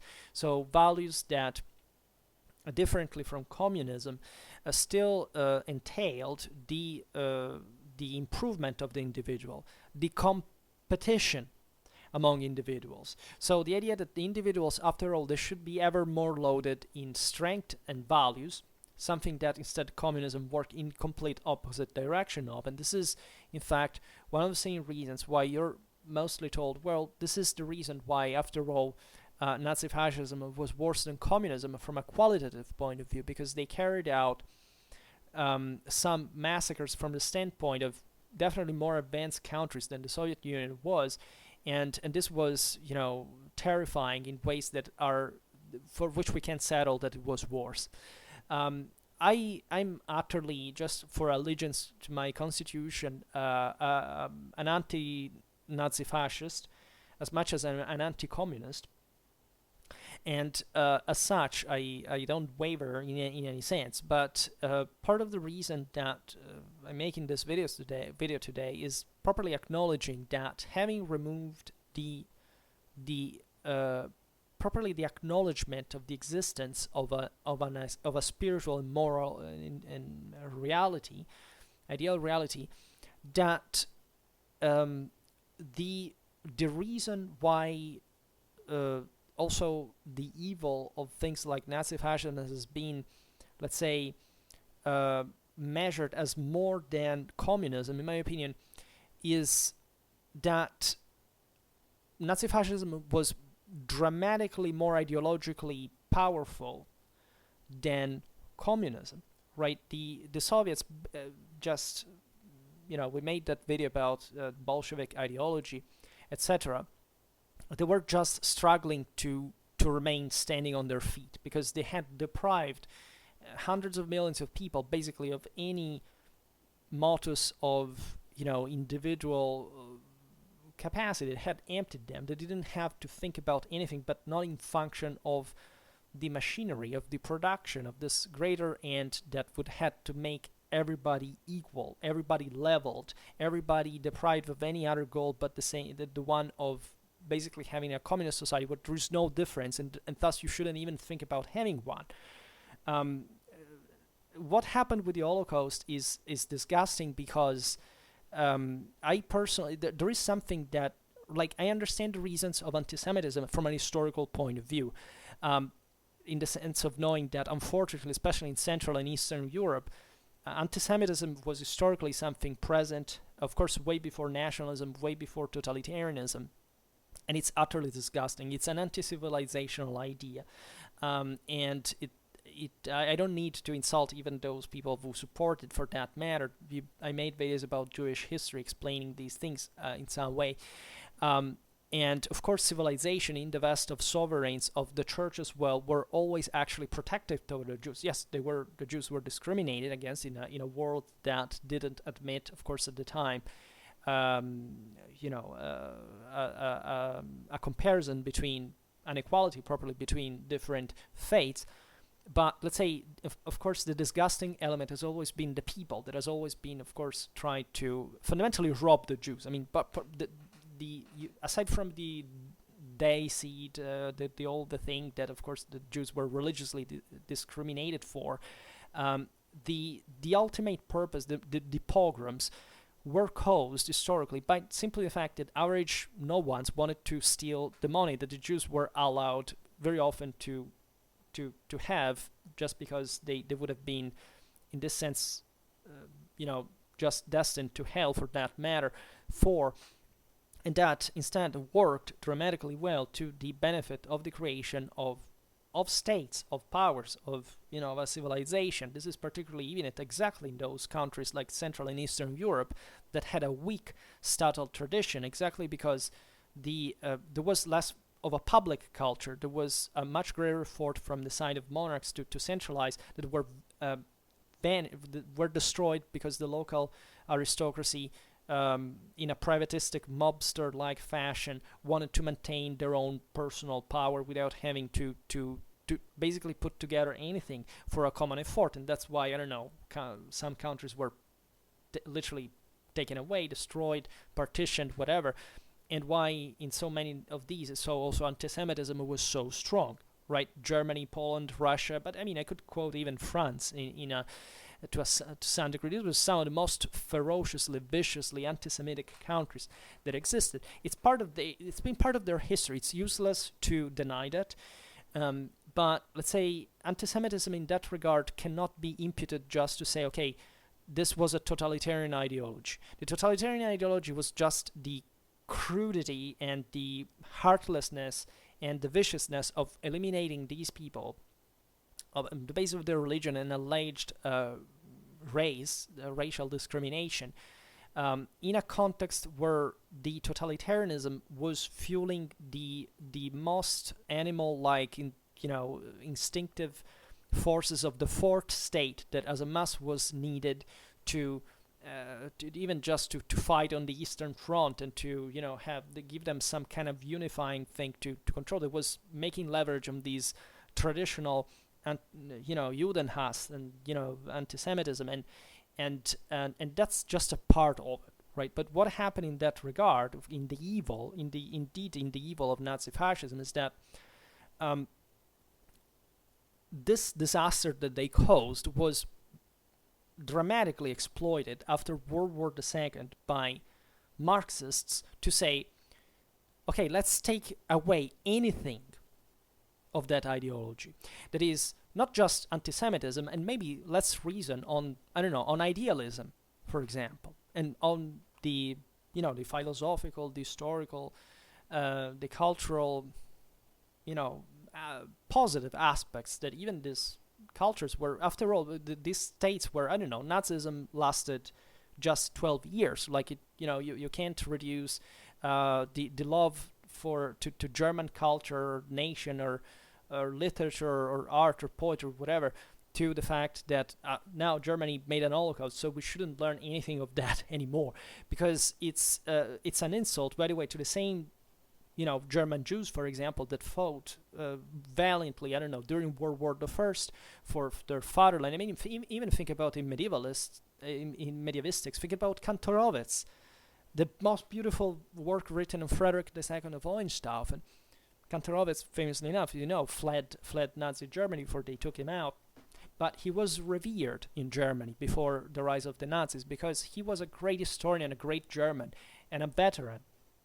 And he was a Jew, and for this reason he would fled to the United States, unfortunately, leaving beyond also thankfully to our historical appreciation, given that he kept working and producing. But he was extremely tormented himself, as if you know his story, because he said, but I supported that. Like, that was a great moment of disorientation after the Holocaust, after World War II, because he said, how could we arrive to such barbarity when our ideas were so great after all?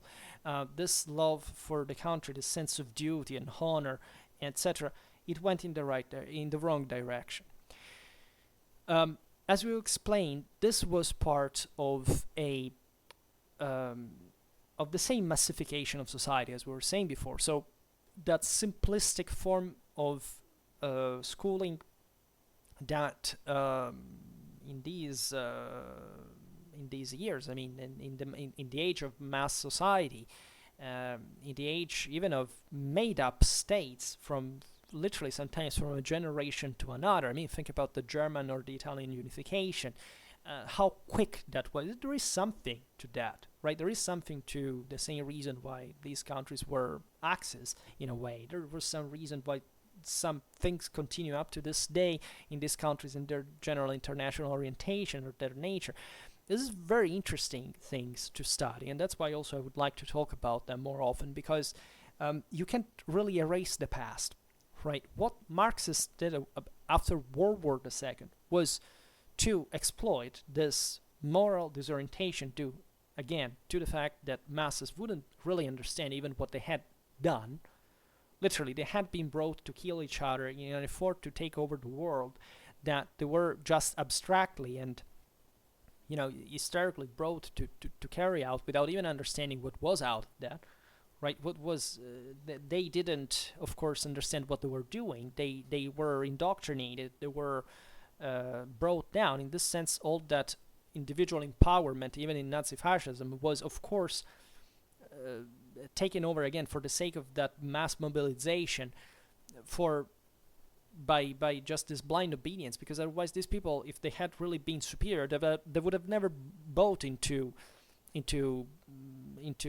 Nazi fascist ideology, for that matter. It would have been just a real developed country. I mean, I think the UK is in Europe perhaps really the best example. Countries like the Netherlands, even France, in terms of statalist tradition, there is let's see, at least the good statalist tradition, the one that makes you realize what a nation is, right? In spite of all the wounds, the divisions, even the forced subjugations of some areas. So Europe is a very complicated place, right? Don't think, even as an American perspective, I think most of you know that perfectly if you are my followers, but you know how you can't even properly look at a country in Europe that is not the sum of something else that was not a nation before, right? Every country in Europe has something that back in the day would have not liked to be that country within it, right? And I'm not saying, I usually don't take side with that, because I believe that there is actually a strength and a force in that cohesion, in that conglomeration, that is just evident to anybody who studies history. That's why I don't like communitarists as much as, independentists too much, because unless you are properly somebody was being forcibly brought under at the moment, right, and invaded by another country, and decided to be stripped of your identity at the moment, but say after centuries of cooperation, of tradition, etc., if you still don't see the advantages that can derive from an actual compaction of power, because sometimes even in here it's fourth state, it's pure ideologies. I mean, it's not even a national cause anymore, but sometimes they think it is, because they don't know history, frankly, right? Just look at the majority of independentistic movements, aside from a very few ones, right? I can't sympathize with a very few, and it also depends on normally the political institutional culture of the country, right? So I don't want to be categorical, but most of the cases, these movements are, again, an abstract complaint based on, again, pure ideologism without terms of reference of any kind, just as much as most neo-pagans they meet are people that have been abused by their Christian parents. That's it, right? It's not a positive reason, it's a negative reason, hence it's garbage, right? Even if you feel frustrated, that's not the cause of the problem. So it especially this thing went on in the 40s, in the 50s, after the war, in a way for which, I mean, most professors that lived at the time, in many cases, remained where they were. These were people who had sympathized with the old regime, and they calmed down. In part, these professors were not, of course, stupid or just fanatics or whatever, but they had participated to it. Right? They had been forced to swear allegiance to a regime or flee. They had, in some case, the case of Kantorowicz, if I'm not wrong, was the one of somebody would have liked to remain there and would probably had perplexities with Nazism, but was forced to leave just on purpose because he was a Jew and not because he would have not liked to be a German professor even in that situation. So you understand how deep these things are, and for the 40s, the 50s, just even for biological reasons, these people remained. Then, as you know, in the 60s, there was a great break with the contestation movements, the all what brought into the game things like properly like feminism in a big way, but also properly communism. Like the idea that these were the decades that in which Europe was growing again, thanks to the American refounding, to through hard work, also some economical conjunctures. Our countries kind of skyrocketed, and therefore the workers began to be more important in a way, because this was an advanced moment of industrialization. Was a great moment of also surely of breaking, especially in certain backwards realities of the mechanisms that had existed before, that had objectively exploited by some degree the workers. Then effectively after these years it just became greed, right? The trade unions just began to blackmail the industrials just for the sake of inflating the wages and promising the workers just lots of pensions without even having earned them, right? That's the reason why some countries, for example, in Europe at this point have gained so much debt, because at some point that boom slowed down, and so there were imbalances in societies that had they grown, had they risen maybe a little less, but in a more orderly way, they would have been more functional, more stable countries with more solid economies, right? And in the whole process, of course, there was an enormous wave of, for example, first of all, lots of people who began to go to university from backgrounds that had never known that. And these were from, in fact, it could be before were the peasants, the factory workers, all these things. So those people were normally ideologized to socialism, to communism. Of course, they didn't know anything about, or wouldn't believe anything about what was happening in the Warsaw Pact countries, in the socialist countries, in the Soviet Union. They thought because also they wouldn't show you anything about what was happening there, because of course they would have immediately changed ideas. That I have some stories from people who traveled in socialist countries in those years that I know very well, and the stories I can tell you since I was a child struck me in ways that I will never forget, because if you don't really understand the misery at the point of which the point to which you can bring a person to deny reality, to make them endure the worst moral and material misery, it's something too painful to express, right? So in those years, what happened is that gradually the academic establishment was taken over by Marxism, right? So let's say I have, generationally speaking, in this context, I am in, let's say I've been educated at university by those that could be my parents, right, and that were living exactly in those years. My parents are, even though they were not communists, but they were the adolescents, the young adults of 1968, the Beatles generation. Those are exactly the. In fact, it was very useful for me to relate with my parents in this regard too, because they made me understand so much about that world. Sometimes even indirectly, because they realized that they didn't even understand that, right? Something that struck me enormously is how people lived at the time with the Cold War, with what was going on, with the risks that were running, and in many ways, from a cultural point of view, it was a beautiful time, right? My parents, especially, very nostalgic exactly of those years, like at the end of the 50s. They were kids, right? But at the end of the 50s, the beginning of the 60s, where then things, they said, they started going worse, and also because of these movements, right, of communism, of etc. And I could digress on that, but it's not just the point. The point being that those were the times that my professors were their same age, and so when they went to university at that point, they got under these new professors that were more kind of communistic in nature, because these were people who had studied in the 50s, in the early 60s. So there were people who were post-fascist, and that were, generally speaking, also sometimes driven by anti-fascist sentiments. Fascism was shut down, and so as communists, they would counter ideologize the academy. It was a project. It was a political project. If you know that, the Kremlin was planning this with the various communist parties in Europe properly, as a once they shared Europe with the Americans, realizing that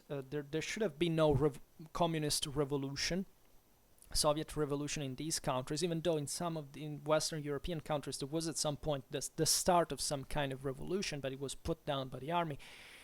But they said, okay, there will not be a Soviet revolution, but we will try to ideologize the masses by taking over culturally the educational system. And so it happened. This wasn't just at university. It was also at school, right? So much that when I went to school in the 90s, in the early 2000s, then I, starting from the 10s, I went to university, etc. What I've met fundamentally has been these elderly professors that, if they were not communists, which I found, and I must confess they were not particularly ideologized people, also because they were frankly ignorant people. Right? As I always say, the true communists, the ones you respect intellectually, are those ones that were really from the early, like from the first half of the 20th century. Those who really were put in jail and organized by fascists that really went back to Moscow to be re-educated with the Comintern and all these things. Those were the real communists. Those were the ones who were schooled in Marxism, in Leninism. They would actually know Russian, they would know German, they would study Lenin, they would study Marx, they would seriously, dialectically, in a deep sense, right, studying an enormity. Today, these people, physically, as human types, do not exist anymore. There are no communists, really. Just a bunch of pathetic, undereducated whiners that are complaining about the fact that they're disadvantaged. That's the only reality. They don't know anything about communism.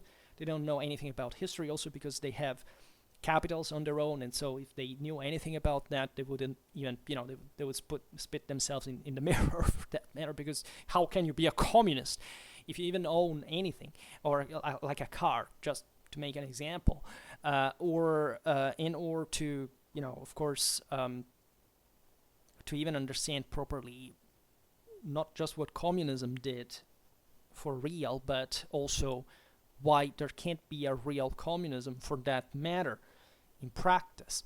And so, as a consequence, it wouldn't be too bad to be at university. At university, I've really met with, if you knew my statal tradition from an American conservative perspective, you think I'm just a communist myself because of where I was brought up. But it's not really the case. As a matter of fact, don't be too formalistic about this, because there is, too much and too many Marxism nowadays in the United States that there is in Western Europe, I presume, and it's very evident in dynamics here. We don't have the time to that you probably know much better than me, but I can tell you that these human types were somewhat positive in considering compared to the average, in the sense that, of course, they were spreading this view of history that you see these were educated people.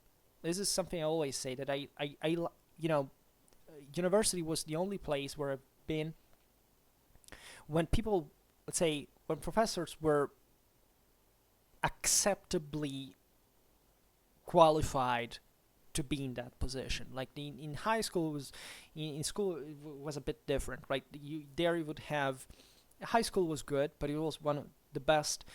Actually, not just in let's say in my country in general, but let's say when you go to primary school, middle school, you always found the lazy ass 40, 50-year-old divorced teacher who complains about whatever right wingers do. They're just there just to earn their shitty salary and go out there protesting.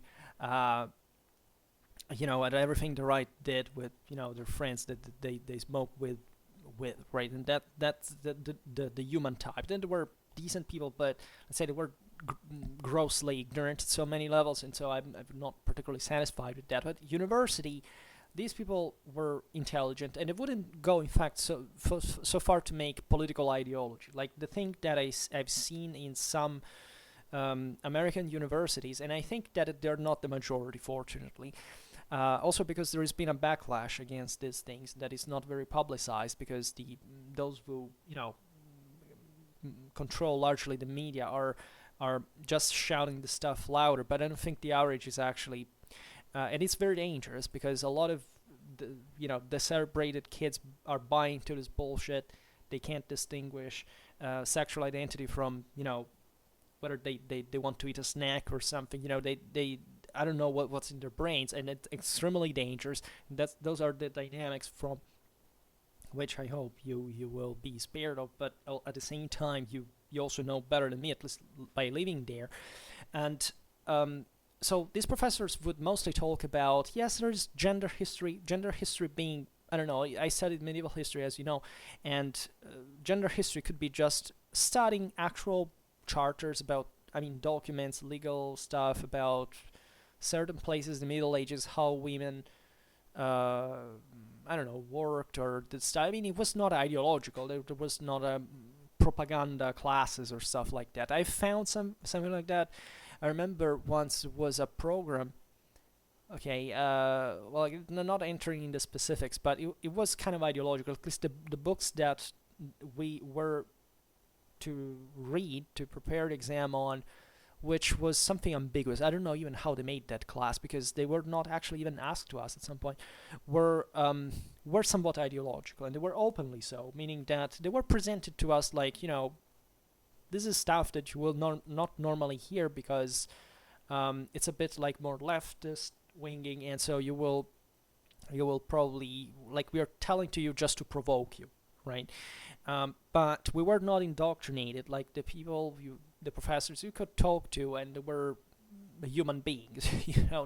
That you would. I found something disgusting once when they invited a guy for no reason from a class of historical geography with a professor that we wouldn't think necessarily would be a communist, even though he wrote a book about his places where he's originally of, in a place in the country where there was some stuff during, some agricultural policies in our country. This is not a problem right now.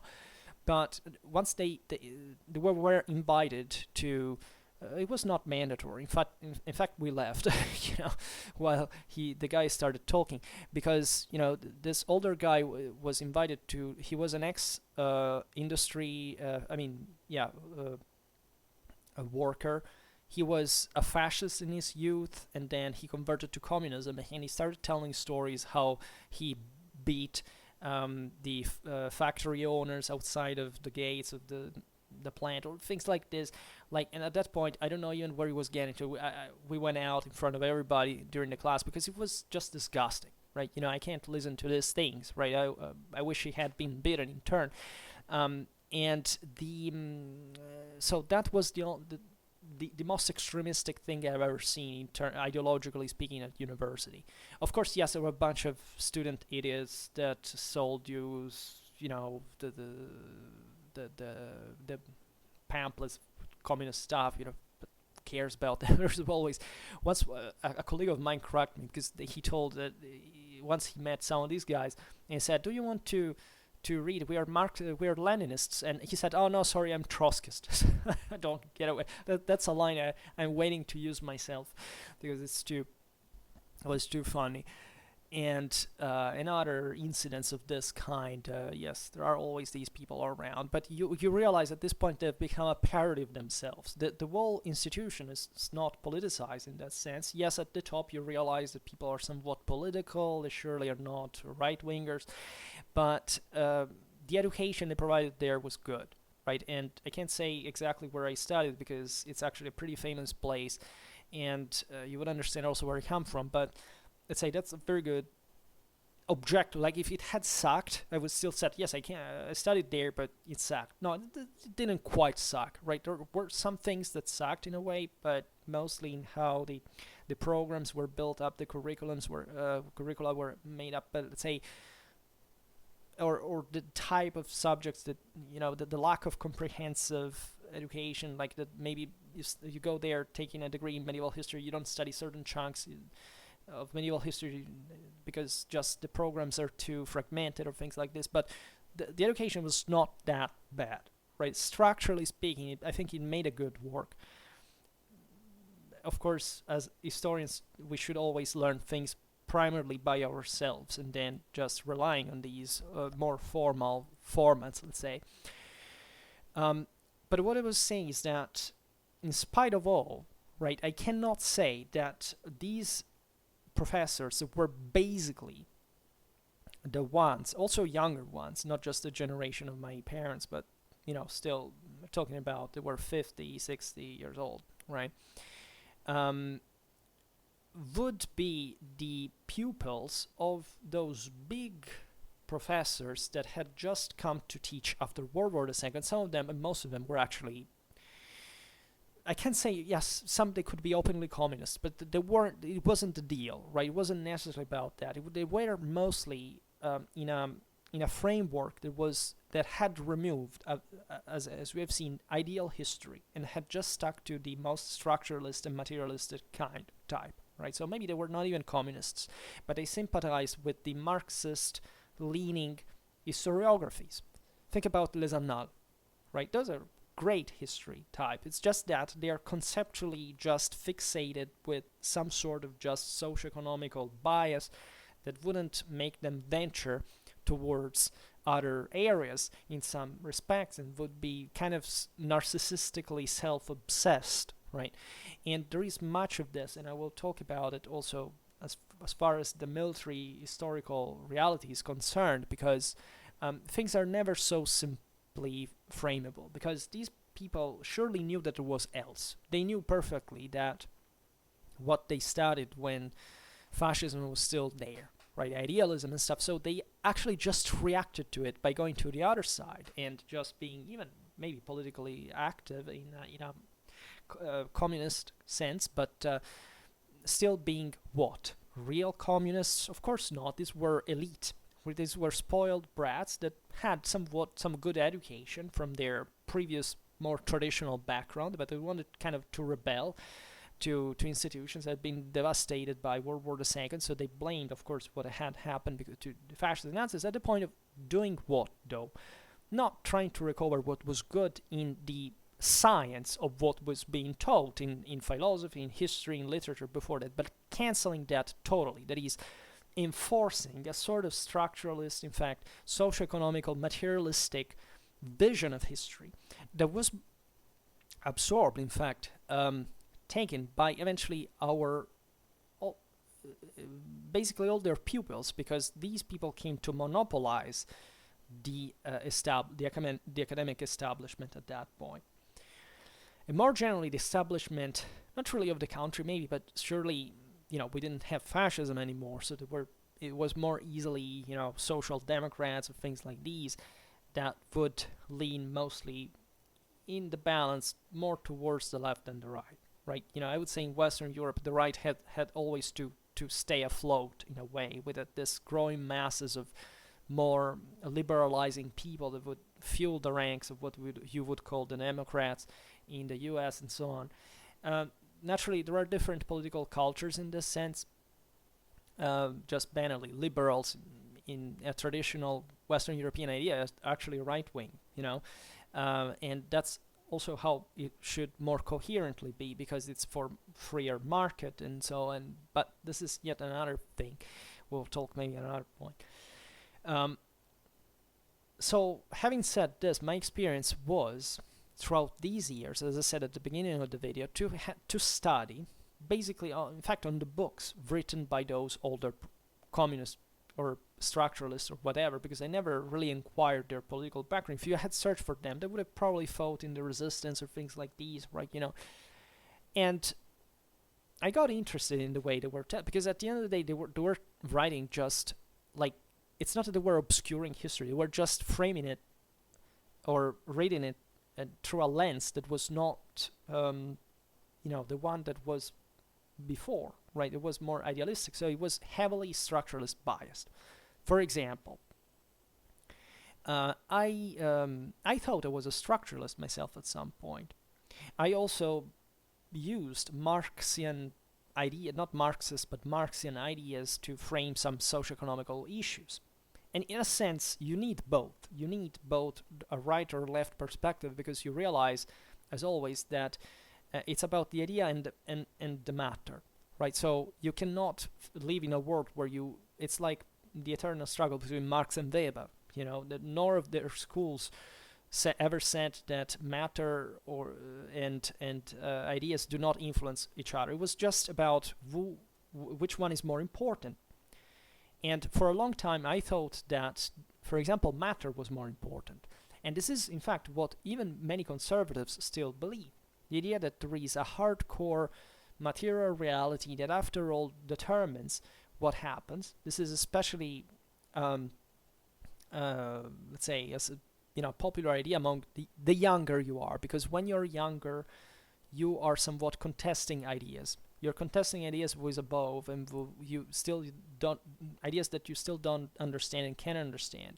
So you want to make sense of things quickly, and so you adopt this deterministic systems by saying, that country was just too poor to do this, or that country won there because it was rich enough, or because of this and that's, elementary socio-economical dynamics that tend not to take in consideration any kind of moral dimension whatsoever, which is instead the one that properly gives a pneuma to the whole system and makes it work and actually alters all this stuff. Matter doesn't work by itself. You need people that make it work, and people think, people hope, people dream, people suffer, people love, people hate, all this wish for, and etc. Right? So it's also obvious that it's more difficult to make an ideal history, because you can't really track ideas, can you? I mean, in a way it can be done, but you can never, while you can assess in a Soviet 5 years plan how much was produced on the base of some indication, you can never know what was in the head of that Soviet factory worker, because he simply would have never been allowed to tell in the first place. But probably also there wasn't much, because he had been deprived of any other horizon than the one working at that machinery. But once you study these other aspects, you say this broader ideal philosophy, etc., you start realizing, kind of understanding what it might have been that had motivated them. And not much, because there is even in here kind of a mathematical equation that you can draw on the base of matter, but because you start understanding that human beings come from backgrounds that had archetypal values and structure, in a hierarchical sense, in a system of values that do not disappear, that not even the Soviet Union, for example, in that case, could erase, and that on the contrary had to cope with, right? Because of all the problems of putting this, these masses together in a way. So what I was saying at the beginning of the video, relatively to the fact that I was happy to have understood, for example, Indo-European religion after all this path, is really crucial, because I passed from this kind of materialistic view, or at least a view that really cared about morals and that were always very important to me, and that, let's say, that was based on a sense of duty. I like Stoicism a lot at the time. I said, whatever happens, because it will happen, you just have to go with it. And I didn't think of it just in an empowering sense, because when I was 16, 17-year-old, philosophy had deeply idealized me. I had become a quasi-religious individual just on the base of philosophy, right? I mean, not that I didn't have any other religious influence or that I didn't toy with those ideas either, but let's say philosophy had hyper spiritualized me in a way that I became extremely powerful. Like I literally tripled my activities in just by studying something about philosophy. I was heavily motivated, then I got heartbroken, and so I resorted to Stoicism and to that kind of, not necessarily historical materialism, but still something that would make sense along that pattern. And so that's when I began to study at university, and that's when I began to also encounter these structuralist view and socio-economical point of view. Then, by studying from Clausewitz, by studying military history in detail, etc., and being acquainted properly to the decisional process, to the idea that it's individuals that make the difference, that there is all a moral effort that I would also go under moral efforts. I would feel that and so on. I would realize, especially thanks to von Clausewitz, that it's of course what I knew even before going to university. Even as a child, when I would play with my toy soldiers, I would be very careful about the idea of morality already, but probably that had of morale, and motivation too. That's why military history is so important to understand these things, and those who do not study it, I suspect at some point cannot fully appreciate, as opposed to any other subject, the plenitude of such moral relevance. Of course that ideas are more important than matter, right? It's not that they are more important in the sense they play on the same ground, it's just that they interact, but they are two different things. As I said before, of course, matter doesn't do anything by itself, doesn't have any meaning by itself. We give a meaning to it, we decide to use it to our purpose, and this purpose comes from somewhere that we somewhat build ourselves up, and that we have, however, the basis to ingrain to draft within our soul properly from a genetic and evolutionarily biological point of view. And so everything goes well. Remember, I debated with some of my highly philosophical friends in high school.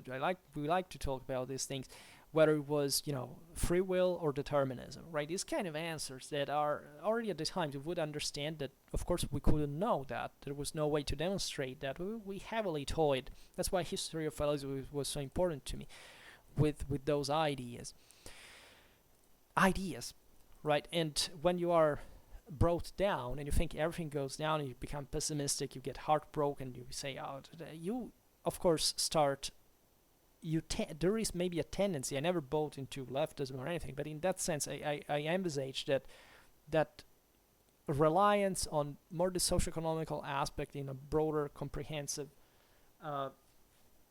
understanding of macro-historical phenomena was obvious for me to approach at that age. But that was in part fruit of my disappointment with reality. And so with the idea that I had thrown in the towel and was trying to make sense of the world without thinking too much about what I could do, because I was really crushed in my individual hope, in my dreams, in my initiative. This is very hard, right? So you have to understand, of course, why people also are easy, why I say the fourth state, the marginated. I sound contemporary and I sound terrible in these judgments, but because you can't, you have to wake up, right? If I could tell that to myself at that point, if I could tell myself to keep believing certain things at some point, that I recovered, that I have been rediscovering in the last years, thankfully, to these studies, but also having known what hell is, what is the mistake, what is also these other perspectives that are surely useful, again, because matter is important, would have not had so much meaning if I hadn't gone through the thing. And so what struck me rather in these years is not much how just morality is more important. right? You would have arguments, even with professors about this. Professors at distance, actually, not at university. At university, I was about to be kicked out multiple times because I was just correcting professors and basically telling them that we're idiots. And fortunately enough, it didn't happen. But I'm that kind of person. And what happened really is that not just I recovered this idea of morality as superior, so morality as a broader spiritual dimension. I'm not telling morality, even in this sense, in the caricature that the left has made of the same things, like moralism, dogma, you're a bigot, whatever. No, morality in the sense that everything that encompasses your spirit, right? So something that you must necessarily have, right? And you cannot even mock, because actually that's where the Indo-Europeans spotted the sacrality of the whole thing. And But I began to get interested ever more in that moral dimension. That's how I rediscovered, or I discovered better, the Indo-European mythology that I already knew in part, but that I began to realize how they were properly different from what we had been told. This video is too long. I should spend another 2 or 3 hours to tell exactly what the magnitude of what we have lost in this regard. But I'm referring especially to the following. So, in many ways, our problems really do stop to the fact that we have been indoctrinated from. So, what are the consequences of that materialism that cultural Marxists reinjected in the Western educational system to spread? The consequences are enormous. First of all, because these ideas spread among highly moral people, right? The Westerners are the ones who have the broader pool of intellect, the more educated, the ones that space the most with their mind. So these ideas were, I think there was a very careful planning of this all from the communists, right? Because they knew that in the West, these ideas would have struck more than in other places, right? Even paradoxically, or at least they would have struck in the sense they would have had more consequences in a way or another. Because you can spread communism, of course, in third world countries, in post-colonial realities that hate the Western gods and just wanted to get free, etc., embracing that kind of idea. But would they even understand this, right? There was a guy, the other video I made about the Soviet abomination of humanity, that I think he really comes from the Soviet Union, and he was very interesting because he often, I'm glad to have him among my subscribers, because every time I talk about these things, he tells us how it was for him. And he said something unsurprising after all, that is to say that they weren't really taught certain things like class struggle. Right, he told me in another comment, they taught us Marxism, etc. Yes, but so if they didn't teach you the class struggle, basically they didn't teach you anything about this. And of course, there was nothing to teach, because how do you spread even the concept of bourgeoisie in a country that should not even know what bourgeoisie is? It was dangerous. The communists were obsessed by that. They should have never formed something like a middle class that would show people what it is ambition, what it is moral worth, what is the sense of earning something, and etc. for their own, for their family. So the goals, let's say, spreading as the Soviets did, I don't know, in Africa in the 80s, these ideas, etc. What would they bring to? Of course, in part they would bring to something, but mostly the motivation of those peoples would have not been so easily, identifiable as communists, right? There were communists in Soviet Russia. There were peasants in Soviet Russia that were fighting against the Bolsheviks because they were starving them to death. So there are dynamics that are very more important, even, of course, that mere indoctrination. But in the West, objectively, what happened is that, and we haven't realized because of this, the fact that we lived within this, because we were influenced by that in schools, at universities, is that even the same things that we have been taught have been framed to us in ways that have made us forgetting ideas, have made us forgetting the moral dimension, the idea of moral strife, right? And this could be easily achieved, especially in a condition of material wealth. That is to say, when, the communists probably knew, paradoxically, that even though material wealth would spread what they absolutely didn't want to have, it would also soften up people by a certain degree, so that it would be easier for somebody that would gradually forget what it means to struggle, how important the moral dimension is. And the moral dimension, as we were saying before, cannot really be, written down, quantified, etc. It must be lived, it must be felt, right? This sense of decadence of morals, the idea that, in fact, the same leftists are, spreading all this bullshit nowadays, etc., and that as if we will be taken over by them. It's actually not. First of all, it's nothing new, because there were different waves in history of all this stuff, right? From Gnosticism to, in fact, think about the Bogomils, think about the Catars. There were so many. The communists were basically the same thing. Even veganism is part of the same. It's already happened all the time, and they've always been crushed, by the way. It's not that they can't take over, as of course it happened somewhere.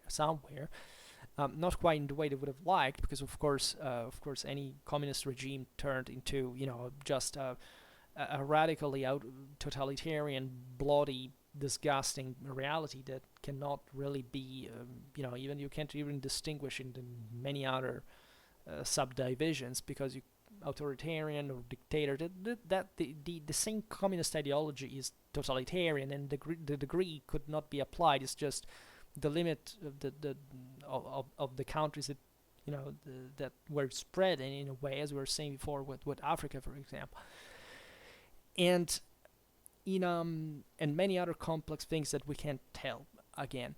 But the idea would be, of course, to this diabolic plan, that is to say, you after all like your wealth, right? For the first time in the world, we created in the West societies where people can have really very high level of life, right? We have, really material stuff helped us dramatically, because again, we do not want to know what it means just to live as a peasant. In what must be done, that, let's say, what we have now, the possibility of having now, that those people simply don't have, because they are just struggling for survival, even when it's something more mediated. I mean, even our grandparents, who could be peasants, would have given everything to live in the conditions we live now. Immediately, there is in fact, the mistake that even the communitarists, the ethno-nationalists do. It's as if, a simpler way of life was anything people should be content or proud or, looking for. This is absolutely not the case. What many people, minimalists are spreading everywhere. Why, according to you? Because poverty is coming back, right? Minimalism is just a way of saying, I want to keep my world small, because in other way I can't handle big, more complex realities. That is, I don't want to achieve less. I don't want ambitions. I want to be smaller and smaller. I want to be underdeveloped, not underdeveloped. I want to be closed within myself, not seeing anything, not thinking about anything. This means you're creating so-called safe spots, right? You're basically alienating yourself from reality, understanding ever less of it, while the world is becoming ever more complex. Hence, you're losing resistance, capacity, and you will be crushed in the process. And this is exactly how, during the crisis of the middle classes throughout all history, tyrants went up, oligarchies went up, because the people just abandoned any direct involvement, because they just either wanted to survive. The problem is that at the time they just wanted to survive because there was things like war, or things that would literally be an enormous impediment. Today, there is just being a complete lazy ass slob who is not trained or taught or properly showed what it means to be, to be a developed person. That is to say, what it is to just being more powerful, more confident, more capable, and the advantages that derive from that. Because of course it requires a lot of effort. Sometimes it also requires a lot of money people generally don't have it. But this doesn't become for them a motivation. It becomes just a reason to complain, to side with the left, asking for things like minimum wage, all this stuff, and basically stealing money from other people that are not willing to give to them, because they say, one thing is you're starving and I can't help you. One thing, because humans tendentially do. One other thing is you really being a young, healthy person who can really go out, getting a job or even an education, doing something about their lives. Instead, you don't do anything about that because you've just been told that you've been deprived of something, while including, by the way, how, because they don't tell you what it was in the past. Because if you knew even all those complaints about people want compensation for slavery today, but do you even know? Like, I mean, if you even assuming that there was something that you could claim for because your ancestors were enslaved, how can you reason as a slave by thinking I must be maintained by somebody when my ancestors would have given their everything if they could have just to be free, right? And they wouldn't do it because maybe they care about their family, they care about their lives, they wouldn't try to escape, or there was no way, right? This is still possible, but somebody would even try to do that. And you have all the means that they didn't have, and you want to be maintained by others. What kind of human being are you?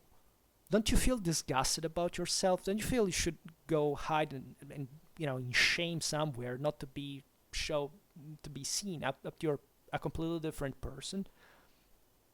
This is what's prevailing, and Marxism enters into play because what happened in universities, of course, is today the most radical dynamics are evident in this regard, but still history was not taught in this sense, in a moral motivational sense. The idea, the struggle, the values, the sacrality of things like the truth, like struggling to make the world ever better, this was all cancelled. No wonder Indo-European mythology is unknown to people. No wonder the same ethno-nationalists just flattered themselves in being, just looking in some way or pretending that cheering their alleged ancestors in popular culture, like in the media, etc., is their form of alleged superiority, while their ancestors would just be able to kill people in the blink of an eye and living in a world of constant perils and mastering their ass all the time just to strive and survive. We have reduced, and these are all victims of the same materialistic dogma. Studying history sectorially in a scorporated way, not in a comprehensive one, not showing the interconnections that exist thus between each other, and understanding that these interconnections are moral. They're not hyper specialistic history that looks just at how many cents that guy earned in this time, in that place, in that household, and not knowing all the rest of what's happening, because you have to be precise just with the archive source, or studying the same military history in a comparative diachronic way, not just focusing just on one battle, one campaign, so that you will never understand what the value of them is, because you have never seen other people fighting, how they fight, and what is effectively motivates them. That is not the technology or the materials, it's how hard they try fundamentally. Eliminating the perception that history is something that you can even have a positive approach towards with. History is complex. This is a complex question, right? We don't know because, it's too big of a question. Like this, like wanting to relativize everything, because of course if you relativize anything, you make any meaning disappear, because you don't have comparative you don't have standards anymore. That is, you can't basically measure yourself anymore. That's why people are being obsessed, especially in the United States, with this thing of racism that has become slavery as the impossibly changeable dimension of America. in a country like the US that mastered the top quality of life, the greatest well-being, that managed to control great part of the world development, etc., that brought prosperity, education, etc., that is now involving. Why? because people have have gotten lazier just because of the same wealth, but also are being indoctrinated and lured in this nonsense because they have stopped effectively even caring about learning anything anymore. So as I always say, education is something our ancestors will strive for.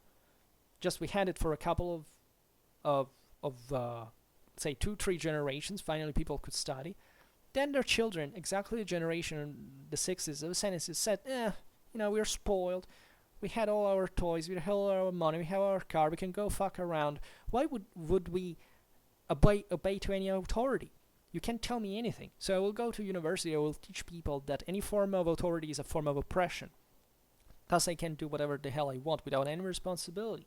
So weakening my moral backbone, basically losing one, not having even for myself any feeling or duty or sense that I have always to improve. What do you think authority and duty are? There is no doubt that there were oppressive forms of control in the past. There is no doubt that some movements of emancipation and our civil rights movements that have been a necessity in the process of modernization. Right, the same thing that happened is, after all, the reason why they should have, doesn't make it necessary, but let's say it's a mix of between how much of the establishment, let's say, wanted these things not to happen versus how much of the masses wanted this to happen. And so we compensated, right? But in the process, what happened is that we stopped both struggling, the both of us, right? And so we relaxed all our morals from one side and another. The problem, though, again, is that this is being done by erasing, especially after World War II, through that Marxist perspective, all the care and attention towards the idealistic historiography that existed. For example, the Manual of History of Religion that I studied when I began university was a very good book. I have it here. And it's very interesting to study, especially if you have never, in fact, it's an introduction to history of religions. And at the beginning I said I read it. There are all the various religions, since, the one of the primitive peoples, then the so-called polytheistic ones, then the monotheistic ones. There is an explanation of why this, this definition is an approximation, but still they frame the thing into a categorical way. Then there are all these various religions that seem all colored in a different way. There is some comparative, explanation, in the sense of maybe there was this God figure that recurs in these other religions, but actually what I realized by revisiting history of religions later is that in this book, the only moral value that existed at the time, that is the religious military one of conquering the world, is never mentioned even once. It is, the whole thing is presented as just these peoples were there. Nobody tells us why they believed in these gods or what the meaning of these alleged pantheons really was. It was about, there are the Asi and Devani and all these things, for example, in Nordic, but why? Like, did anybody explain to you that these were the Indo-Europeans that came to rule on these pre-existing populations that were more connected to the agricultural cults, that were seen as the dark Dionysian, Telluric, Chthonic forces that had to be crushed by the light of the nomads, of the warriors that went on horseback and had their soul ascending to the skies when they became heroes in the ultimate sacrifice of the holy war for winning the heavenly maiden, and these forces were the ones of darkness that wanted to subvert the order that was made by the Indo-European elite, that there is a commixtion between these. There is none of this. None of this. Is just, there are these deities in this pantheon. This is the deity of this, this is that. Have you been taught in schools? They didn't tell you anything about the ultimate meaning. Think about that. When you went in school, anybody taught you, when telling you about the Roman gods or the Greek gods, what was the ultimate meaning of that? For you, it was just a child's play. You had to learn by heart what their names were, more or less what their section was, as if this was a a ministry of the education, or ministry of war, a ministry of economics, all these things, like in a statalistic fashion, a materialistic fashion. And then what was the meaning? Why was there this group of gods? What did they really represent? In which hierarchy were they framed? Nobody told you. They completely erased this thing from the history books. Nobody told you. They did erase this thing because they didn't want you to know or to understand anything of what the ultimate meaning of these societies actually were. So in my history of religion manual, that covered basically societies that peoples that believed mostly, aside, the thing gets complex in terms of history of religions, but let's think about properly the this what we would call polytheistic. It also didn't quite exist as such, that were just animism evolving into more concrete forces and even figures associated to them, and eventually having this hierarchy, etc. This before let's say the millennium before, but the demilitarization of the world also at the time is completely eliminated, and the whole purpose of these religions is not present. Nobody tells you there is a common matrix that derives from a worldview that was created fundamentally by these Caucasian peoples looking at the skies and thinking of what the sound of the universe and the harmony of it and the balance of it had to be brought on earth, and what these things reflected like neurocognitively within the soul, the spirit, the mind, why these people had to conquer and had to bring order, and how this reflects actually what we know about evolutionary biology and anthropology and political and social hierarchies. That is incidentally all what the Marxists want to tear down now. That is, these things never existed. There is no difference. These are the same people again. The Soviet Union sent scientists to gulags when they found that there were certain hereditary characteristics that would be passed from parents to children, because they didn't have to tell anybody that there was anything that connected them. The only thing now today seems to be race, right? Also in a very flexible fashion according to the convenience, just to make essentially all of this as a social struggle, by making by people the notion that it's not really about individual achievements that matter, but there is a terrible evil white establishment that is subjugating all the other races, and that had to be destroyed, which is an extremely racist ideology in itself. It's a pretty stupid one, as of course in the process, but also extremely violent, equally obviously in this regard. And people are buying it. Why? Because of course they know nothing about even the history of their own country, or why those things came to happen, or why you have to put things in context, to the point of saying, why, for example, a civilization was more advanced than another. It's because they had technology, because they were rich, class struggle. That's easy to make that in a materialistic sense from a Marxist point of view, because of course nobody has to teach them that there were some peoples who were morally superior to others and that were capable of carrying out feats because they had a much more deeply nurtured sense of duty, of order, of clarity, of reason. These things are being, in fact, styled right now as a form of white, suprematism. That is to say, if you express a concept logically, rationally, coldly, and eloquently, that's a form of racial oppression, because these things didn't belong, by the way, to other people, which is an extremely racist thing to say. As I often care and stress, I don't make the point that the Westerners were better for some innate reason. This is again what paradoxically the secularistic modernistic thing has made even the alt-righters, the racist white supremacists believe, because to them they don't have to do anything. They're just born white and they think they're automatically superior, because of course they're slobs and they are not capable of doing anything. They are racist because mostly they come from some of the most morally, materially diseased margins of society, and of course they don't understand anything. And even if these people were rich, they wouldn't still today, given the standards of education, they wouldn't still understand anything of why they think like that.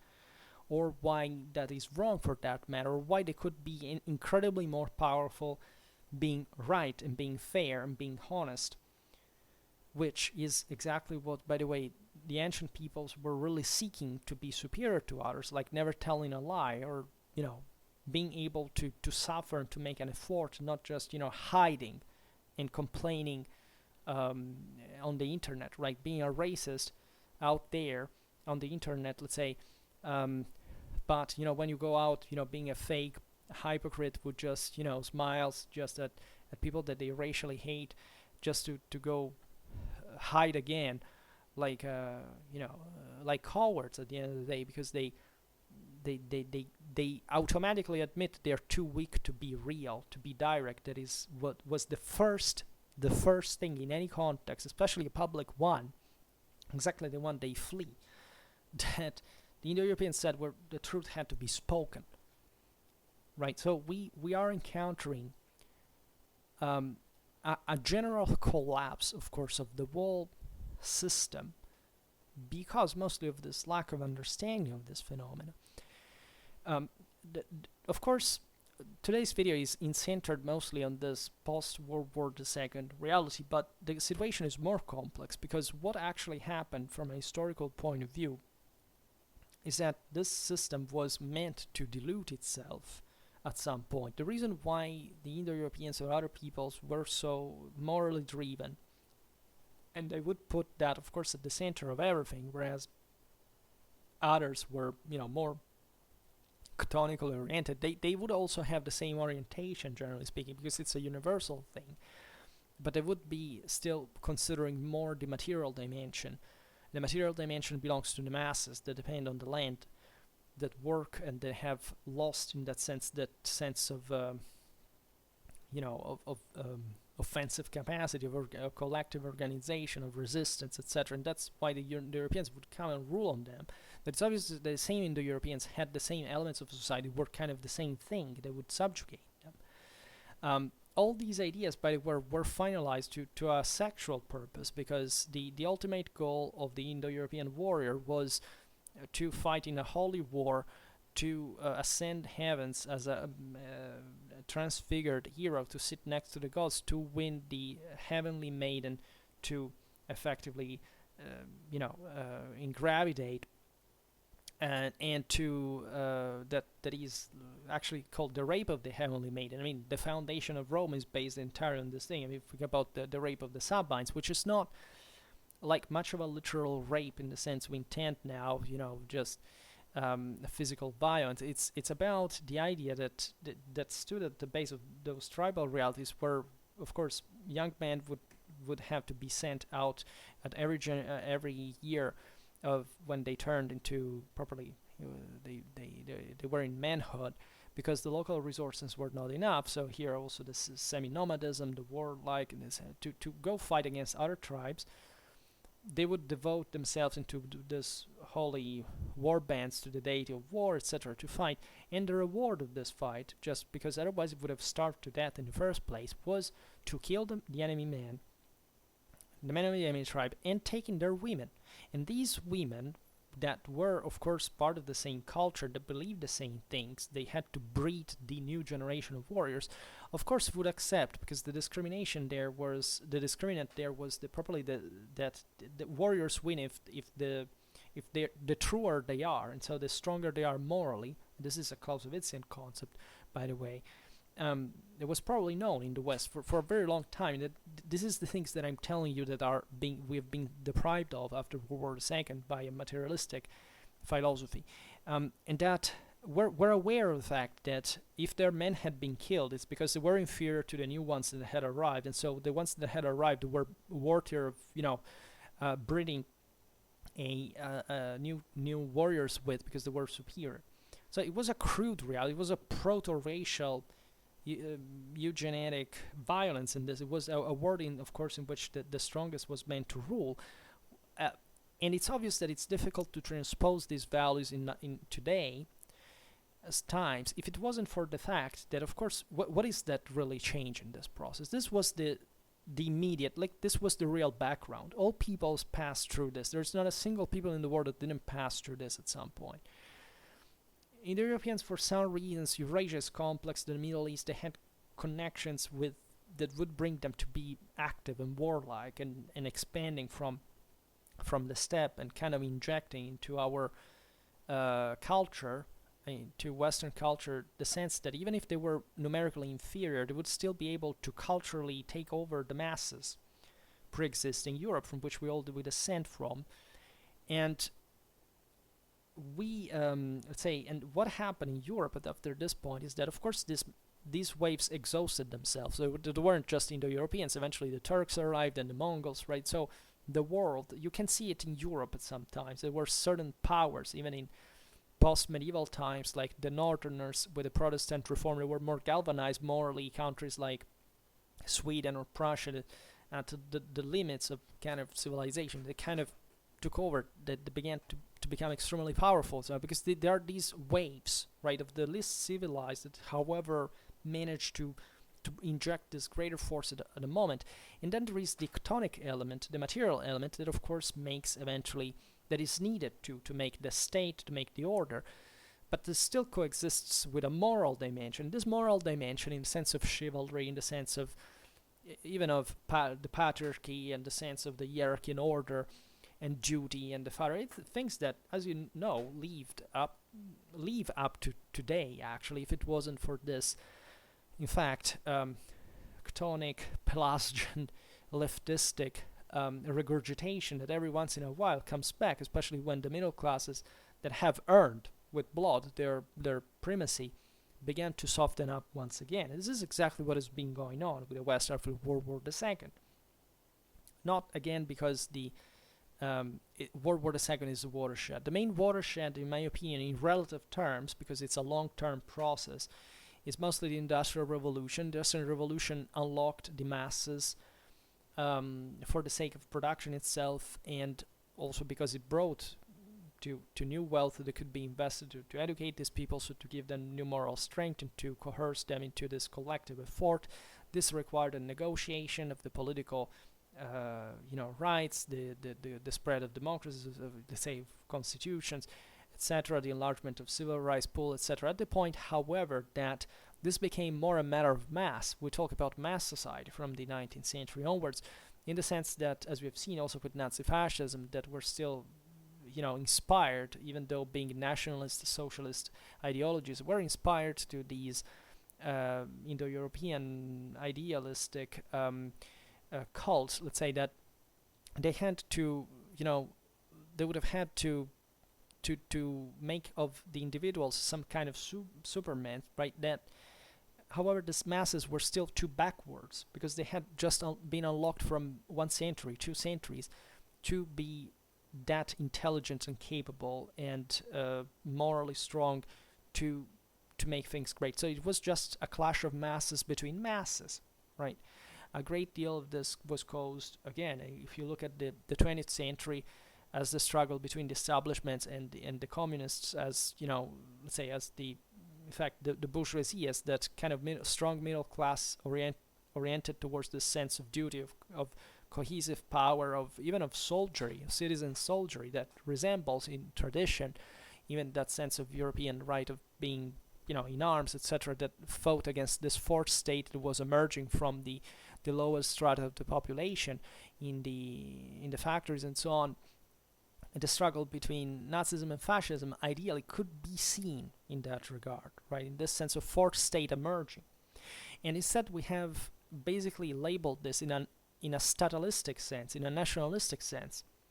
It was not a struggle between these ideas. It was or values or universal degrees of moral capability. It was just seeing, again, the lie of it's a state versus another, it's a color versus another, it's a flag against another.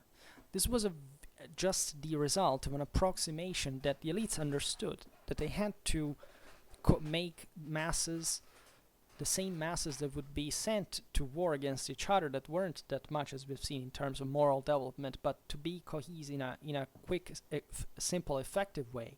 And the more the mass is underdeveloped, the simpler and the more stupid the ideology must be to go fight for for. And nationalism is basically the one that was more successfully used.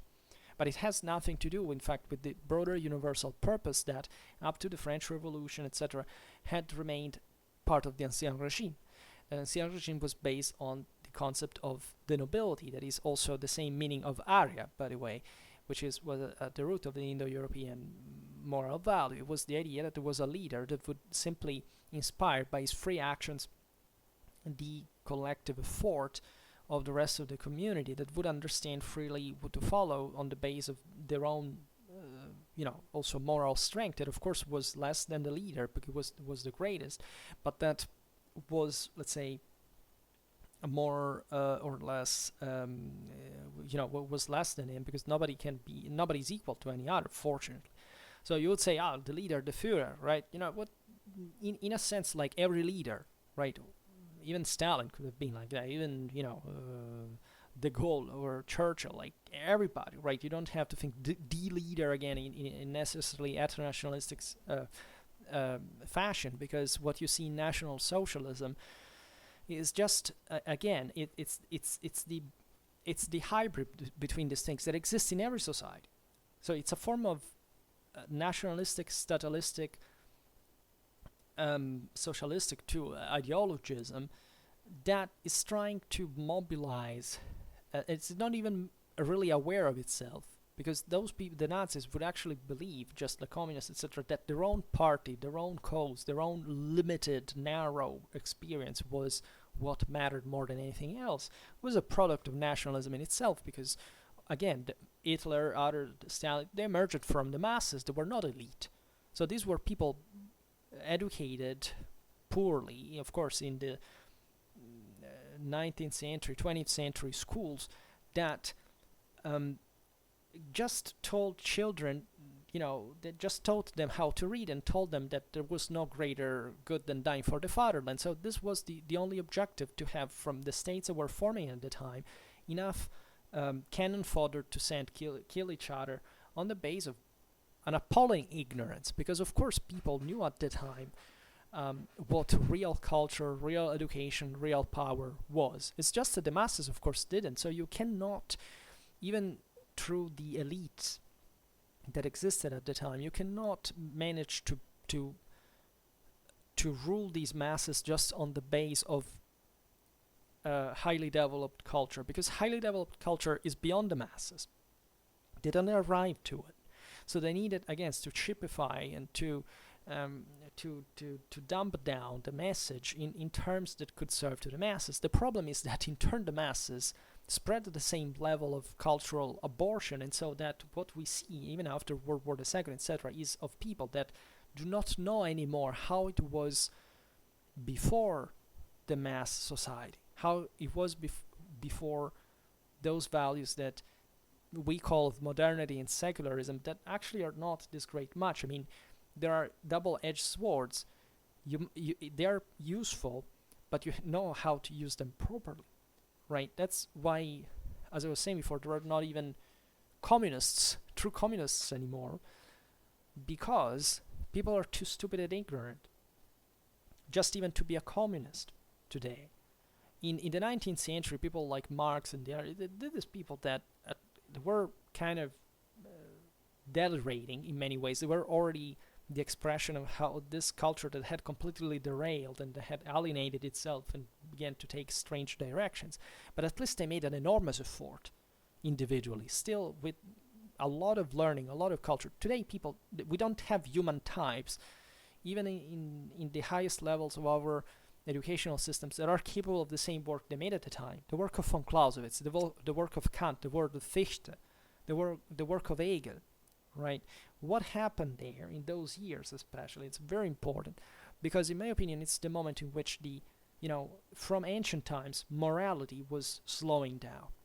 Alright, Indo-Europeans were primitives in a way. They thought that of course it was just morality, because their life was short and brutal anyway, so it was better to kind of be suicidal, to do something, to try to achieve something for a collective purpose anyway, because their life was cheap, and they would, of course, they couldn't achieve more. There were no means, right?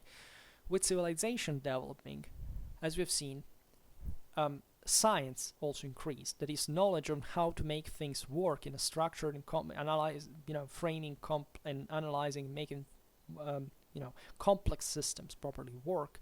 And this requires a lot of intelligence, a more contemplative effort, etc. But it gives you also some kind of knowledge that you can replicate. In the process, from the well-being that derives, morality goes down, because this is an idea that is used especially by people who want to criticize those who criticize children that are spoiled today. They quote Socrates, they quote other ancient authors and say, look at these authors who are saying the same exact words that we're saying today. The youth is spoiled, they have all the toys, they don't obey, and all these things. This happened several times historically. It's not a non-linear process. It's a process that occurs when the softening up of society occurs. If you quote Socrates, you quote about the most florid moment of Greece, that however is the moment exactly of the rise of the middle classes and or of the masses, after a moment of primitiveness with a greater scientific increase but objectively a moral decrease. The same goes for the Romans at some point, etc. So in many ways, as we were saying before, these movements from the steppes are the militarized primitive reinjection of these values that were stressing the morality onto this kind of more materially oriented, let's put it in this way, it's a brutal approximation because all these people kept believing those things at the time in systems, let's say, but at the time still, the more back you go, and the more you know that these peoples all believed still in the idea of ultimate sacrifice, of the holy word of sacredness, right? They believed the truth was sacred, and thus you had to just do and operate and speak the truth. And this was the greatest value, and the ultimate objective was to be rewarded by the celestial military glory of the skies with the rule on earth. This is what the Greeks believed, this is what the Romans believed. They even achieved that. The same migration here was based on the same principles.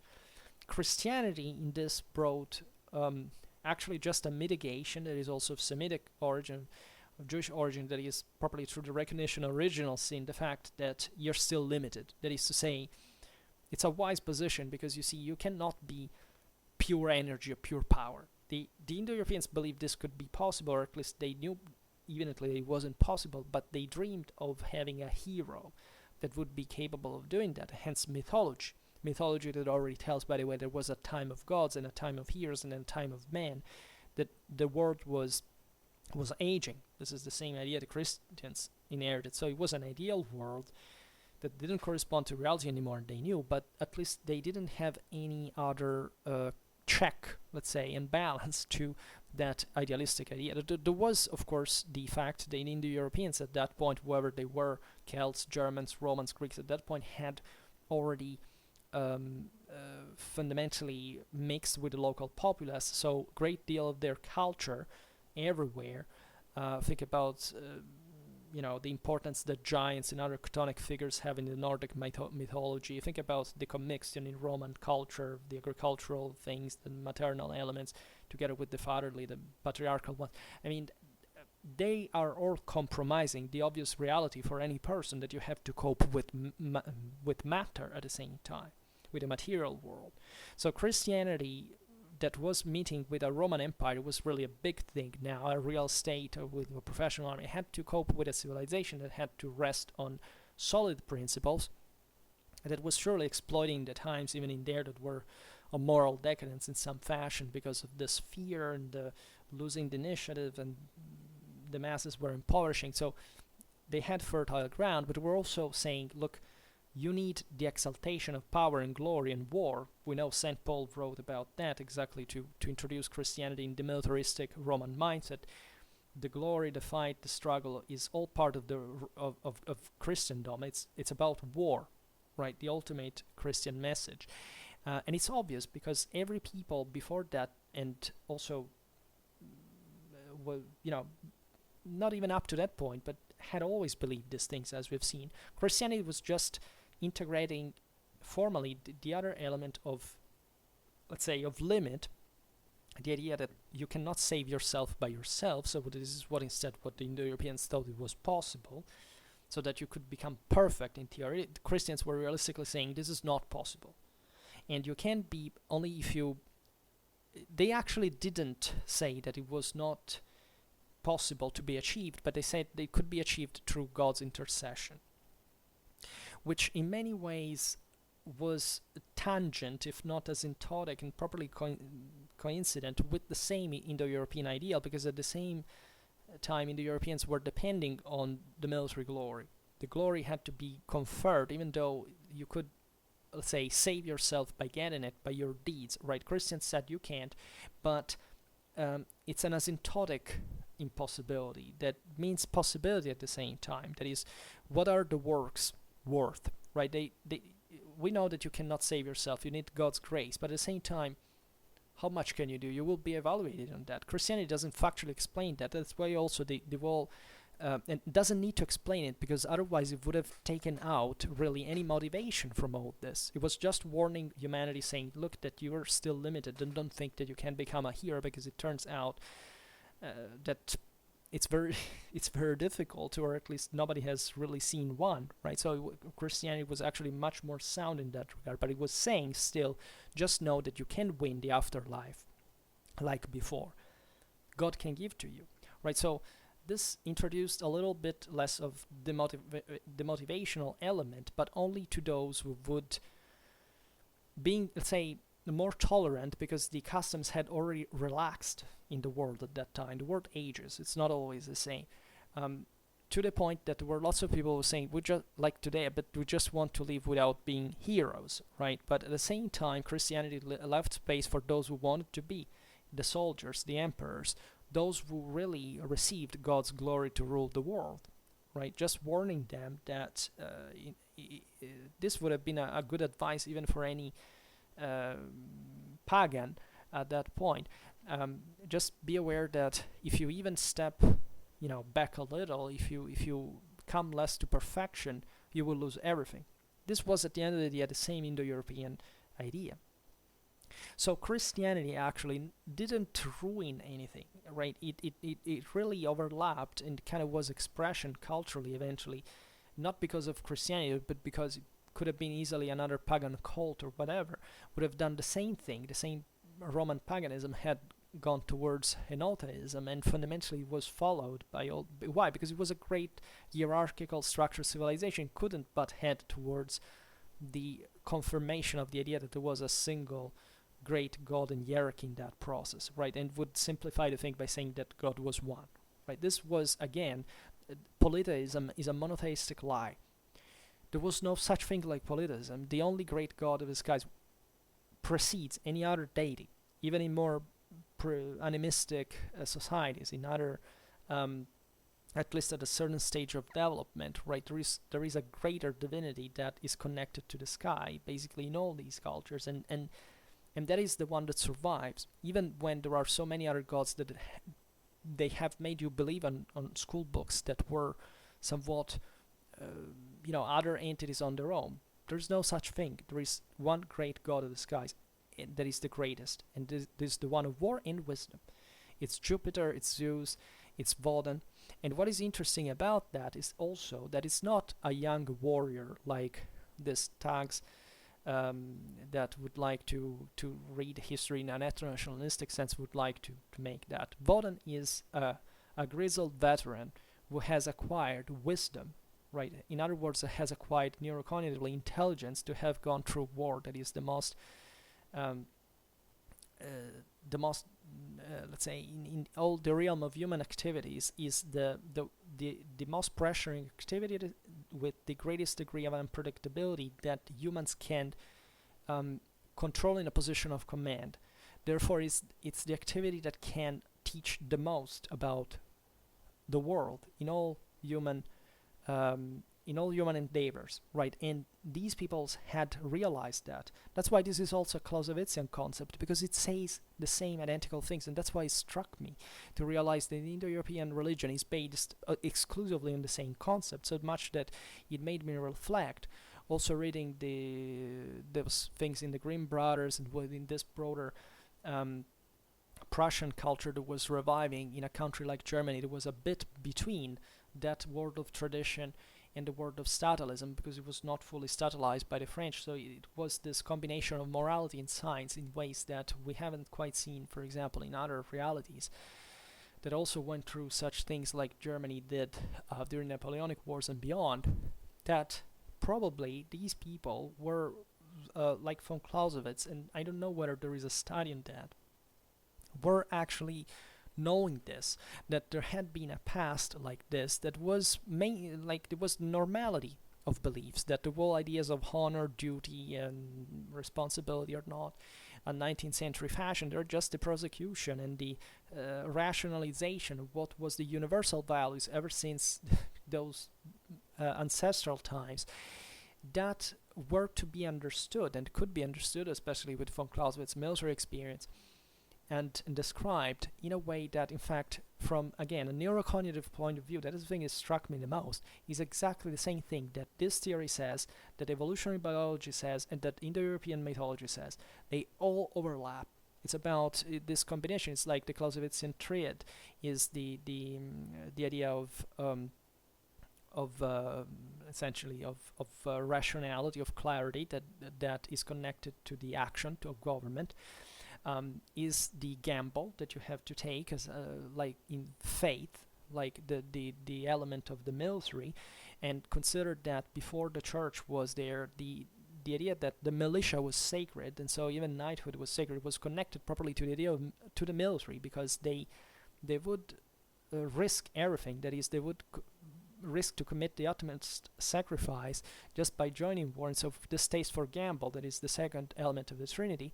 And then, importantly enough, the people, that corresponds to blind hatred, to primitiveness, the lowest instincts that, however, are needed, and in Indo-European mythology, as we've seen in that video I've made about taming the female deity of war, possessing the female deity of war, of victory, was about is the chthonic, the subjects, the people, in fact, even in the Indo-European mythology, that fundamentally is the lowest instinct that, however, you can elevate if you control, you have to evoke in order to become a hero. Because if you manage to tame it, in other words, if you manage to tame the irrationality, the emotionalism, the blind, disorderly, barbaric rage that is within you, you manage to tame it, because it's terrifying, it's pure violence,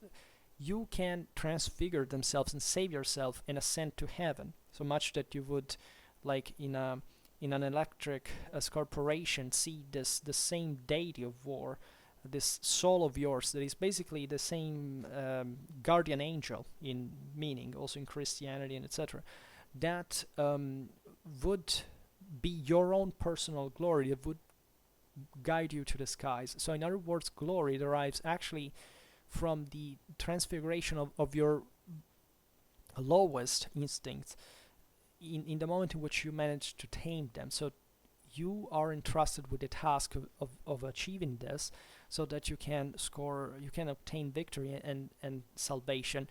And this mostly happens either whether you're about to die or risking to die or dying, so that at that point you can ascend heaven, having won immortality. And this is exactly the same concept that you find even in clinical psychology. I mean, in the Jungian perspective, in the idea that you can always change yourself, that you have to wrestle with your own demons, that you have to be a better self, and until you don't reawaken the worst of you and you manage to dominate it, you will not achieve anything, and that you also still need clarity and reason and understanding, but also have to take the risk in order to grow and experience. So this is the real magic of these ideas, and nobody told you by telling you the history of ancient religions that this was the case. Nobody told you that these things live in Christianity. Nobody told you that all of these, including the same what we still call as pagan, nobody told you that this whole concept of tradition is based on the idea of sacrality, on the necessity of God's existence, because if there is no such thing like the truth and God's existence, you cannot really achieve anything, because you cannot see what the utmost sacrifice is. You can't reach the absolute. And reaching the absolute means that you cannot reach it, as we have seen, but you can tend towards it, and tending towards it, achieving the greatest results. What people today achieve the absolute, even at the risk of their lives. We're all sitting here doing nothing, even when the worst things happen and we should really do a lot. So our moral force is zero compared to these ideas and these beliefs. And great part of it is that we have been told this lie that money will solve it, that science will solve it. What's the role of science, by the way? Because science is crucial in this. We have seen that you need clarity and reason. That's science. Science is necessary. Science collimates with God. The problem is that people today have increased their scientific knowledge, or at least most people really don't understand anything about that in the first place. I wish I knew much more about science myself. But morality fundamentally has gone down, as we've seen. Scientific knowledge at least has gone up. People don't really follow that either. So basically both morality and science are at appalling levels nowadays. People are completely defenseless. And yet, most people were made buying this notion that is definitely satanic in the proper sense, that Marxists are pressing, that the evil is faith. Faith is necessary in the second part of the Trinity as to take the gamble. Remember that. So if you don't do that, you can't do anything. You will be crippled and incapable of doing anything. Faith means that you have to trust the existence of truth in order to take a step, because otherwise what other motivation would you have? Just what you feel at the moment? It's not enough to tend to the infinite. If you don't reach the infinite, if you don't score the big one, you can never fully know at which point you are. This is what you've made believe again, that everything is to whatever you feel like, right? You shouldn't be pressured. Nobody should put standards for you. There should be no authority that pressures you. There should be no concern that you're, doing nothing in your life, may cause actually dramatic things to happen all around you, because you're not even capable of intervening anymore. That you do not have a responsibility if you don't know anything. Instead, you always have a responsibility, because even doing anything is, can be doing everything wrong. So all this hysteria for safe space from one side, from the leftists, these passive aggressiveness of right-wingers that are racist on the internet, whatever, but in real life they don't want to be shamed, because of course they don't believe in even themselves in the crap they're just pushing, because they're just frustrated for other reasons, including the socio-economical ones, because that's the only ones they see, because they of course have not been taught anything about the morality of the world system, and or of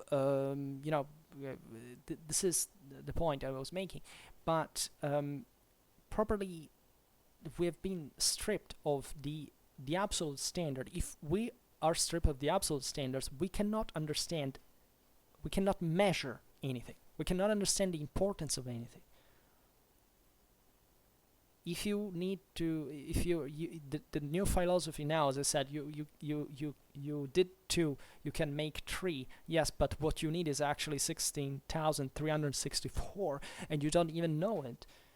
Who cares if you do 2, 3, or 100, 1,000? It will not be enough, and therefore you cannot even complain if things go wrong.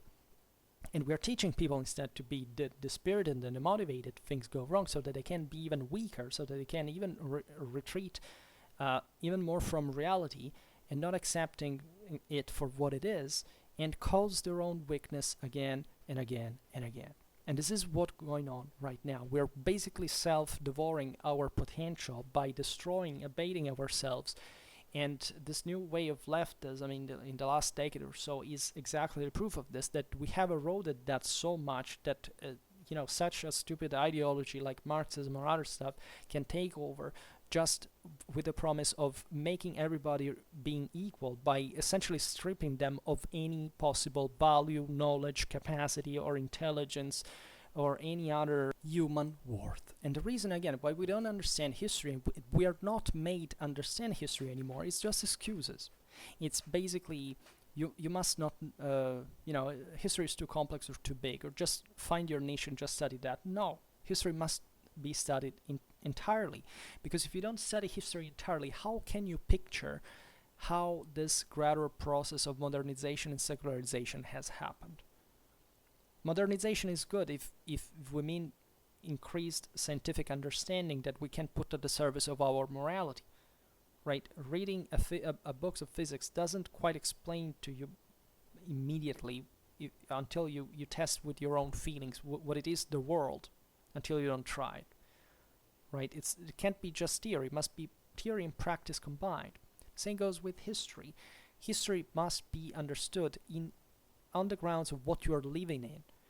You cannot have a generation Z that has a cultural horizon of 20 years that doesn't know anything about what has happened or is happening, because it doesn't have any historical perspective, and your only horizons are, you don't even know where, I don't know, people say, when was the American Revolution in 1950s? These are average people that are asked, and they don't know even these things. How can you see the gradual modernization or secularization in these times? How can you picture why from the Indo-European mentality we have come to Christianity, to eventually to the Enlightenment, to eventually to industrialization, to this form of of moral collapse through the unlocking of the masses, if you don't see this physically, right? These things are not taught in schools.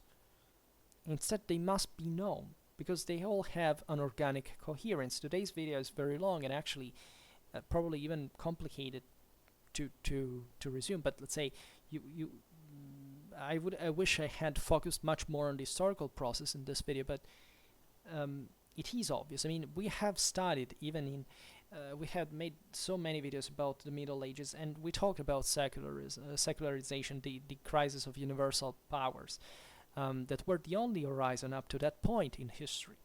I bet most people believe that papacy and empire were things like, it's just the Middle Ages, man. That before there weren't even, before many people were convinced that before Christianity, like religions as we know them did not exist, or there was no, nobody waged war in the name of God. While every religion waged a war only in the name of God, and it was the only motivational factor in civilization, and the truest principle of all. Again, I always meet the idiots that root with some people who say, you don't kill people in the name of Woden as much as you can do in the name of Jesus. Are you freaking kidding me? Do you know what Wodenism was about? Was exactly the point of killing people in the name of Woden and taking over the world in a militarized society? What the hell are you talking? We are producing this empty-brained individuals that I don't know what kind of purpose can have in a civilization, if any. I don't know at this point. It's the degree of radical disorientation and moral inexistence of individuals is probably the single greatest problem we're facing. We're facing some of the greatest challenges we've ever gone through at some point, and nobody is morally equipped to even cope with the ABC of what just people 300 years ago would were to cope with. We have seen in the videos about medieval history, that's what I'm saying, that the process of secularization, the process of the race, how nations substituted this again, there were backs and forths. The same Enlightenment, many conservatives see the Enlightenment, again, as I was saying in the beginning, as the moment in which the world took off in some way, and how we came out of, because of science, of nothingness. Do you know what the darkness was that you're talking about? Do you know what clarity in morality that, from primitive peoples that already knew what, just from Clausewitz would style out, what evolutionary biology would style out? We are thinking to have achieved, who knows, in 200 years. Those peoples already knew it all along, and without any of the means we had. Doesn't this tell you anything about your moral inferiority and incapacity overall as a civilization, not to freak out about what the hell is going on? Are there any thinkers or scientists making any kind of these speeches, talking about this specific topics, saying it out loud to the world, what this thing has been about? the fact that you have been properly by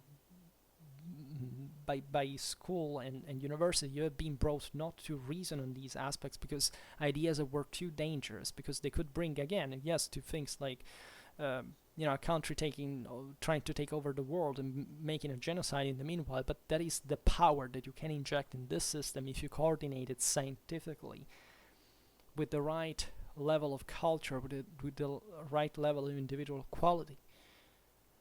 And that the reason why you've been prevented from knowing this from manuals, etc., that don't even explain you the ultimate meaning of ancient religions, because it's too scary, maybe, or maybe because they don't even know it anymore, because they emerge from a fourth state substratum that has forgotten any of those traditional values that were moral and scientific at the same time, is actually the biggest lie they've been fed with.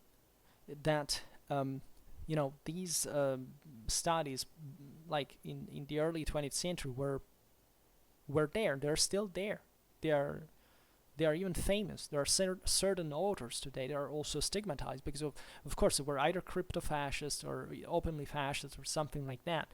And when they wrote about history of religion, they didn't make any propaganda. They just stated, they just presented you with the sources and the evidence of what those religions were, and they were actually that. And these things have been not debunked, but simply erased from your books. Do you realize the magnitude of the impact of the cultural loss that we have suffered in the process? This is a huge, huge crime.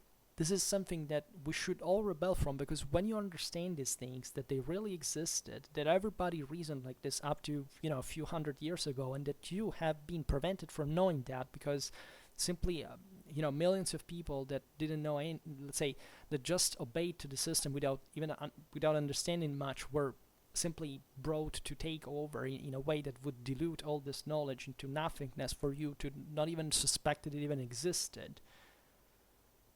Do you think that this is this is not the biggest issue that we are facing as humans, even considering the consequences in the 20th century of this of the totalitarianisms, of the genocides, and what we're living even in these days? Do you think that this is no importance? Do you realize that the world is going towards the abyss right now, because the levels of ignorance are rising to unprecedented preceded measure? For all of this knowledge to be lost forever, were there to be a major political upheaval or cultural